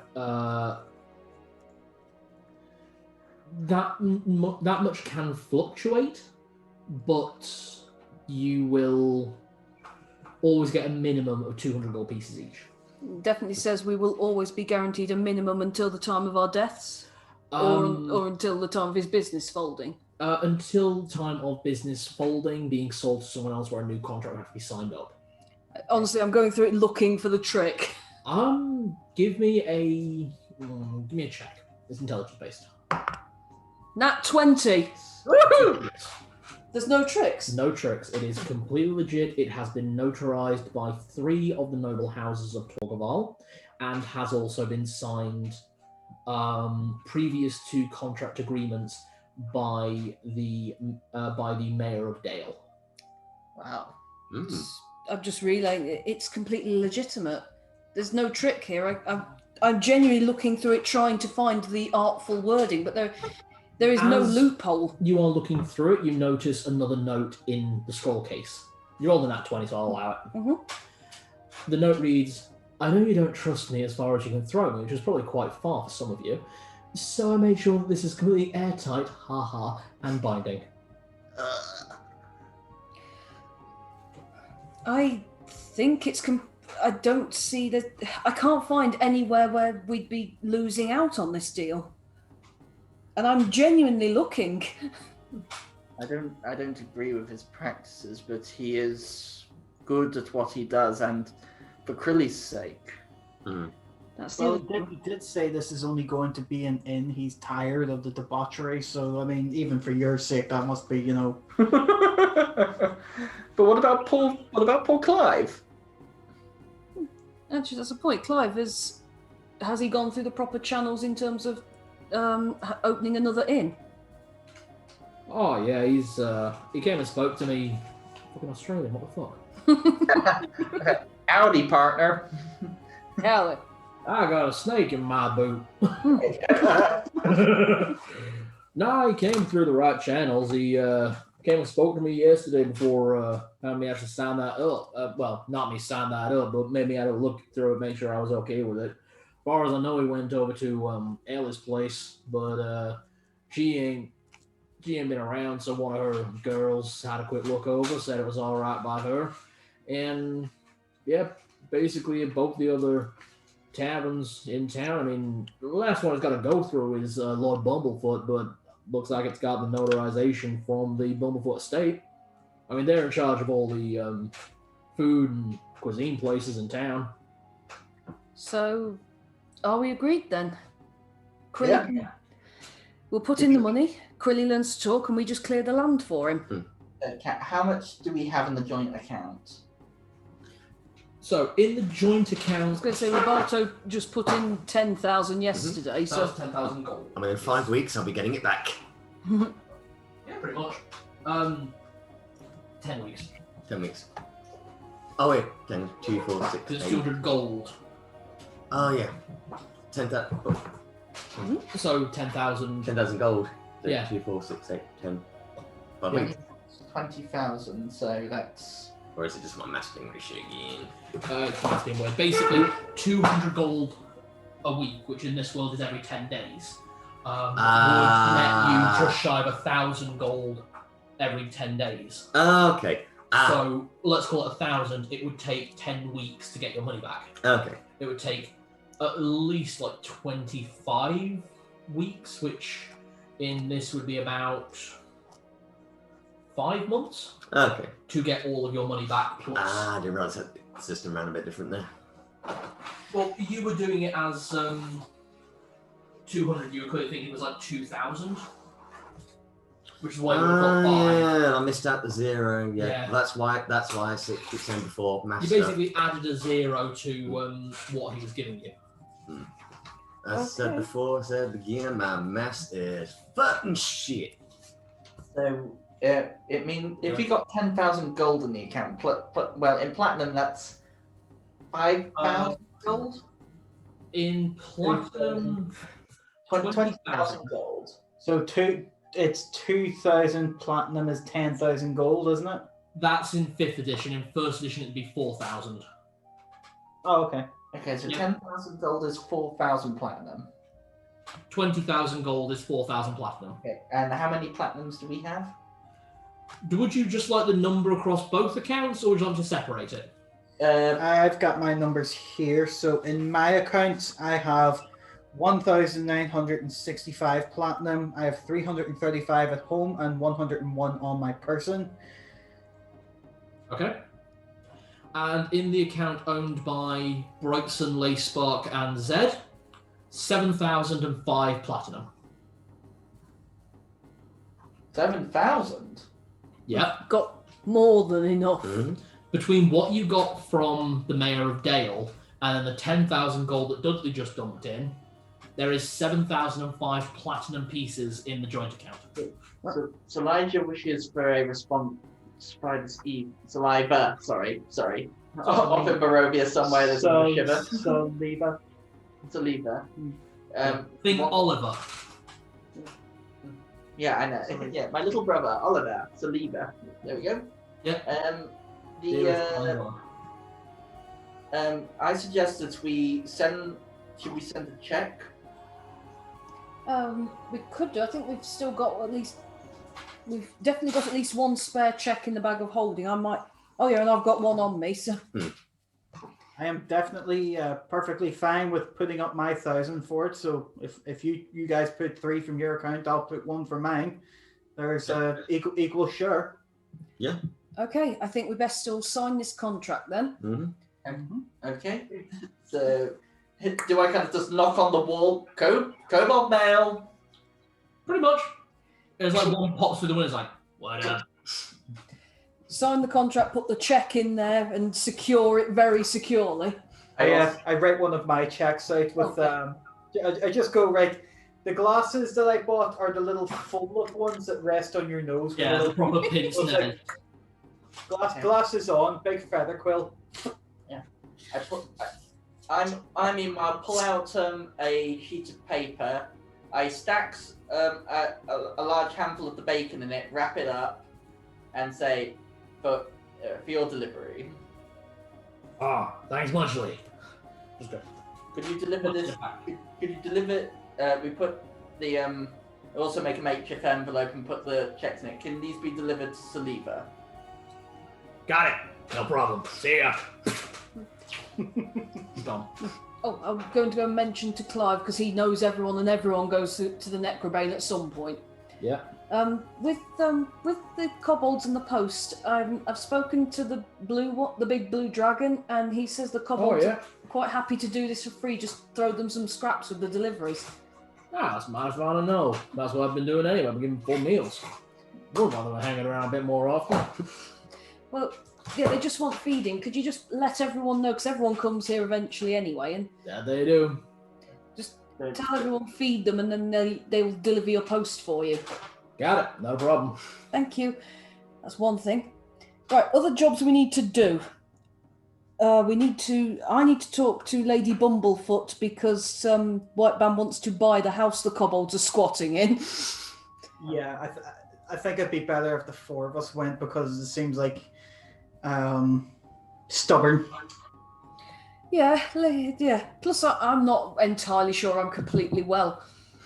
Hold still. We are still. You're. Oh, am I You're well? moving, sis. And just Lana grabs you. Thank you. No problem. Cheers. What is the date today? The date will be the 2nd of the 7th. 2nd of the 7th. I've got one special day on the 7th, and one on the 14th. You've got a special day on the 10th and the 14th. Right. Okay. Plenty of time. So I've got plenty of time before the feast is there, so I can give you a hand if you wish, Saladin. Thank you. Okay, so we've got that. We've got a wedding to start planning because Roberto, you could get some letters sent off to the bards that you know. And Sargoria asked for help finding a job, and I can talk to my parents about that, and then I can sleep. Would you, or would I be able to borrow some parchment, perhaps, from... Oh, yeah, I've got loads. Oh. Actually do.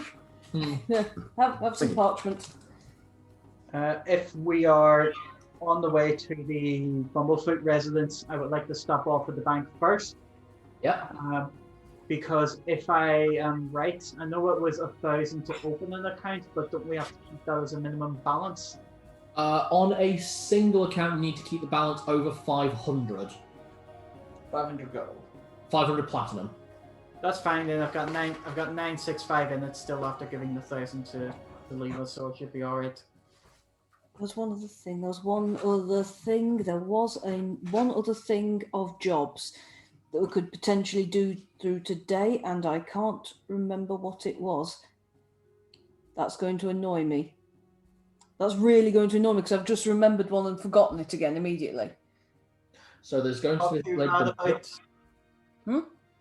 Talk to your dad about getting the job for Salgoria, yes. Oh, that's going to annoy the hell out of me. I did think of one and it's gone. Oh, we need to organise clearing the land for Saliva as well. He said that part of the contract is getting that land cleared for him. Mm-hmm. Whether we do it ourselves or hire somebody. I said York labourers are always looking for work, and they gave good work for you, didn't they? They did, yeah. Oh, yes, about that. If we stop by my house, you'll get to see the new door. Yeah. Roberto's seen it. Yeah. Yes, Cal, can it actually, when you open the door, say, "Welcome, Lexington"? You need to hire an artificer. You will need a tinker. I don't know whether to add him now, just for the shits and giggles of it. So just have Okay. an ordinary door that we go through, but then it opens. It's like one of those ones like security doors where it opens up into a bigger door, which is just for him. Before you get to your house, at the bank, you find someone who appears to be arranging the transfer of money from an account in Denethor to here. He's being very loud, but not obnoxious. Seems to be quite loud. And the second you hear him speak, let's see who recognizes that. I need my money now, and then I my can God. sort it out later. But it needs to. I need to build a shop. It's the bloody tinkerer who had the very bloody nervous disposition who owned the shop at the top of the street. It's insane. It's insane, oh, the gnome. That's very good, sir. But I would. But if you want to pull all of that money out, you will, of course, have to close your account. I don't want to close my account. I just need the money so that I can build the shop. And then once I have the shop, I can have the money transferred back over here. So that conversation is going on over there.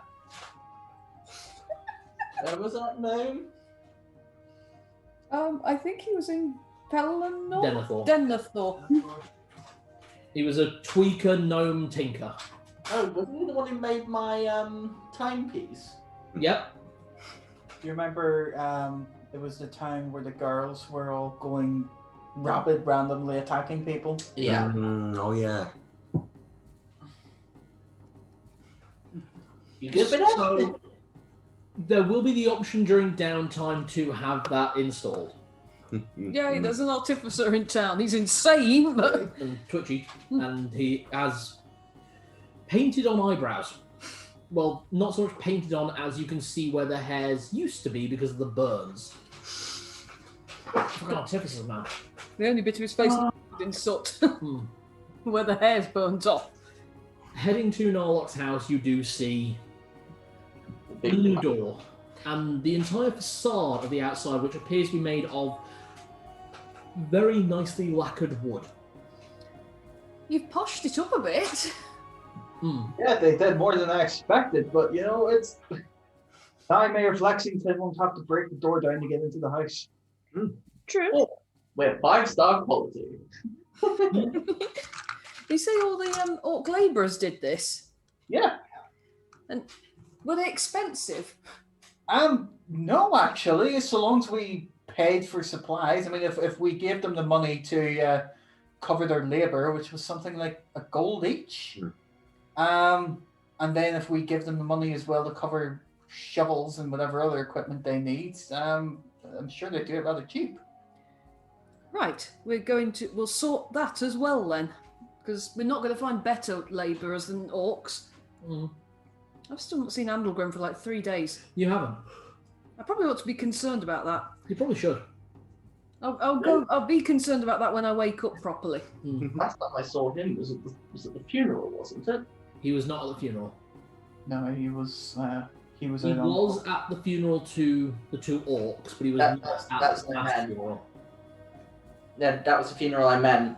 Oh, okay. Okay, let's go and negotiate with it is Lady Bumblefoot, isn't it? Yes. Right. Let's go and buy a house for some lizards. Mm-hmm. How is everyone feeling at the moment? Because we'll obviously call it quits in about half an hour. Yeah, we're still good to run until the end. Okay, you sure? Yep, are you guys okay? Quick question, Nick. Are you in work tomorrow? I'm in, still at the office. Okay, may I have a lift? Okay. Alright, then I might, if I can get a lift, I might be able to run a little bit longer with you. Okay, if that's the case, I think I can run till midnight as endpoint. Yeah. I'm probably gonna have to say 11:30. 11:30? I know you got like work in the morning, but just Well, for you do me, as well, so. I am just still starting to get a little bit sleepy, to be really honest. So I don't know. Okay. Okay, 11:30 then. Let's do Bumblefoot, and then we'll close it there, ready for next week. Okay. Okay? Okay. Right, so you make it into the Halfling District, which is about the same as the when you left it for. It's a bit more pleasant at the moment. People are still clearly on edge, waiting for this new Blue Vein leader to arrive. Mm-hmm. But you go to the Blue Vein Estate, which is actually a Bumblefoot. yeah, that's it. Sorry. State. The Bumblefoot Estate, which is actually a bed and breakfast, one of the fanciest in town. Mm. It's nice here, isn't it? Hmm. It is. This is where you stayed the first time. Oh, of course, yeah. Yeah, let's bring back fond memories now. Yeah, it cost 10 gold a night. Ah, minty. This is one of those places that does like afternoon tea all day. Yeah. They Sorry. do good food. We're about to enter high society. Oh, great, my favourite. Really? Halflings? I was going to say it's quite short society, actually. Ooh. I'm a halfling and I approve of this. Hey. Dun, dun, dun, dun, dun, dun, dun, dun. So, you head into the actual estate part, which is not the same. It's like one large building that's been clearly separated into two, one of which being a bed and breakfast and restaurant, with the other half being a bit more private and cut off, with a very nice mat on the front doorstep which just says, "Welcome." Aww. It looks like what you'd expect of a halfling who lived in a house rather than a hobbit hole. Is there a doorbell? There is. There's one of those pull ones. Ding, ding, ding, ding, ding, ding. And after a few minutes, the door opens to Breda Bumblefoot. Oh, hello. Has the new Blue Vein leader arrived? No, not yet. Is this about something else then? Yes. Okay, come on in. And she just lets all of you in. The three non-halflings have to fucking stoop. You are okay once you're inside. Narlock and Zed, it's probably easier for you two to walk on your knees or crawl. You're fine. I'm like, how does it feel now? You've got to crouch I down. think I'm going to wait outside. Okay. It shouldn't be too long, I hope. I'm going to stay inside, but this is just going to look ridiculous. It really does. You've got your knees up in your chest. Yeah, I'm just sort of knees down in chest, squatting, and just sort of having to shimmy myself along. Well, if I look, that's what Tibbles looks like to these halflings. Tibbles is walking in fairly okay. He's the same height as a halfling. That's right, yeah. I'm sat with him outside, we're just playing with him. Okay, no worries. So, gonna get you something to eat, drink? A really strong coffee would be lovely, actually. Oh, quite alright. And you? Oh, love a strong coffee as well, please. Absolutely. And you in the doorway. Yes? If you have any very nice pie, I'm very in the mood for pie. Alright. It should be, what flavour? Some pie flavour. Sorry? Berry. Mixed, wild, or fresh? Wild. Wild. Wild berry. Very good. Cream, custard, or ice cream? Welcome to halfling cuisine. You get Cream. choice. Cream, very good. Brett. There you go. And it's in a bowl and it's delicious. It's actually hot. She took it out of like clearly an oven that's kept hot all day just to keep these pies warm. Well, the coffee's hitting me a little bit now. You just outside. Would you like anything? Go on, Zed. Zed, Sorry? you just Oh. said, would you like anything? No. I'm just waiting patiently. All right then. Hopefully this won't take too long. And what is it, Celadine? You mentioned yesterday about this kobold squatting in a halfling house. Yes, I've sent the guards around several times and they just can't get rid of them. No, but his did anyone actually try going and talking to the kobold's leader, the massive fuck off blue dragon? Are you kidding? Absolutely not. You should probably give that a try. He's very amenable to talking. Well, fair enough, but clearly you've been spoken to him. What does he want?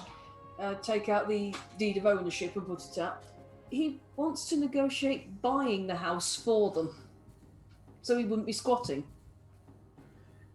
If he wants the house, he'll have to pay me 100,000 gold. 100,000 gold. I think he could very much. Did I take some of the gems from the bag to No. work with? No. I think he could do that easily. Oh, boys! Just call. Would you accept it in something other than gold? Of course, I don't see what they could give me. I mean, it's ludicrous to say the least. Just one moment. Just poke my head out. Kobolds, anyone? Kobolds? Yeah, Oh, hey. Oh, you're quick. we're everywhere. Are you in the walls? Yes. Could you go to Nurgalok and ask his advisor or him for 10,000 gold's worth of what was in the bag he showed me yesterday? He'll know what that's about. Shall Shouldn't take too long. I? Within about 5 minutes, like, oh, here you go. Thank you. You've been very helpful. Would you like the rest of this coffee? I think Oh, if I thank drink you. any more, I'll explode. You Oh, see the no. eyes go huge. Like, I'll get so much done today. just this kobold just tear asses through halfling town. He's the fastest. Is it like twitching when he drinks coffee and hoodwinked? Yeah. See those lizards that whenever you touch them, they run across the ground really Yeah, fast. he doesn't take the bridge. He just runs across the river. Oh my god. Okay, so that happens when you give them coffee. What will happen with us? I think because I'm running on like 1 hour of sleep. Yeah, if that more half an hour. 0 hours of sleep. Okay. Lady Bumblefoot, your payment. So he could provide the rest of this in this? Hmm? You only asked 10,000 gold. She asked for 10,000. No, she asked for 100,000. 100,000. You asked him to get 10,000. Sorry, I'm very short on sleep. Yes, he could absolutely pay the rest of the amount you're asking in gemstones. Where's the contract? I think I left it in front of you. No, you took it back. Oh, there you go. There. Okay. I have the money delivered to my bank account. Yes, absolutely. Hey, the kobolds have a home. Yay. Where's my coffee gone? Oh god, I drunk it all. Can I have another piece? Alright, then please leave. I have business to attend to. I'm gonna see if this actually works. Can I run across water? Oh, and Pay my 10 gold for the pie, and I'm just like, this is the best pie I've ever. This is the best fruit pie I have ever had outside of Granny Lexington's. Oh, well, I did learn the recipe from her. Oh. I can tell. It shows. Thank you. I do hope your father's feeling better as well. He's... Thank you. That recipe. With great difficulty. I don't think. Was there anything else? Sorry, I have had naught sleep. I've just already bolted out the door. Oh, okay, give me an athletics check. Hang on. Just roll its bonus to strength. And I'm just find. Yeah, ADnD1E did not have an athletics skill. Okay. Strength checks.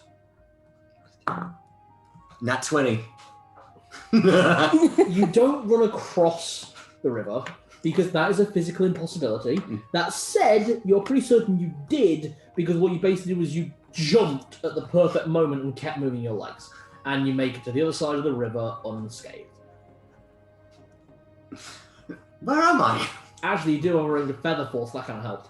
Yeah. You just kind of Sort of leaning out this the halfling house door, trying to wedge myself out and watch him bolt off into the distance. Where did he go?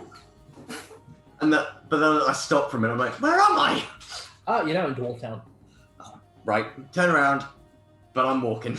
Okay. We're coming to meet you, to be honest. Just see you at some point, Lady Bumblefoot. I'm very sorry about Gloria as well, just about everything she does. It's quite alright, no one can apologise for her. Right. Right, I'm thinking let's call that there, yeah? Mm-hmm.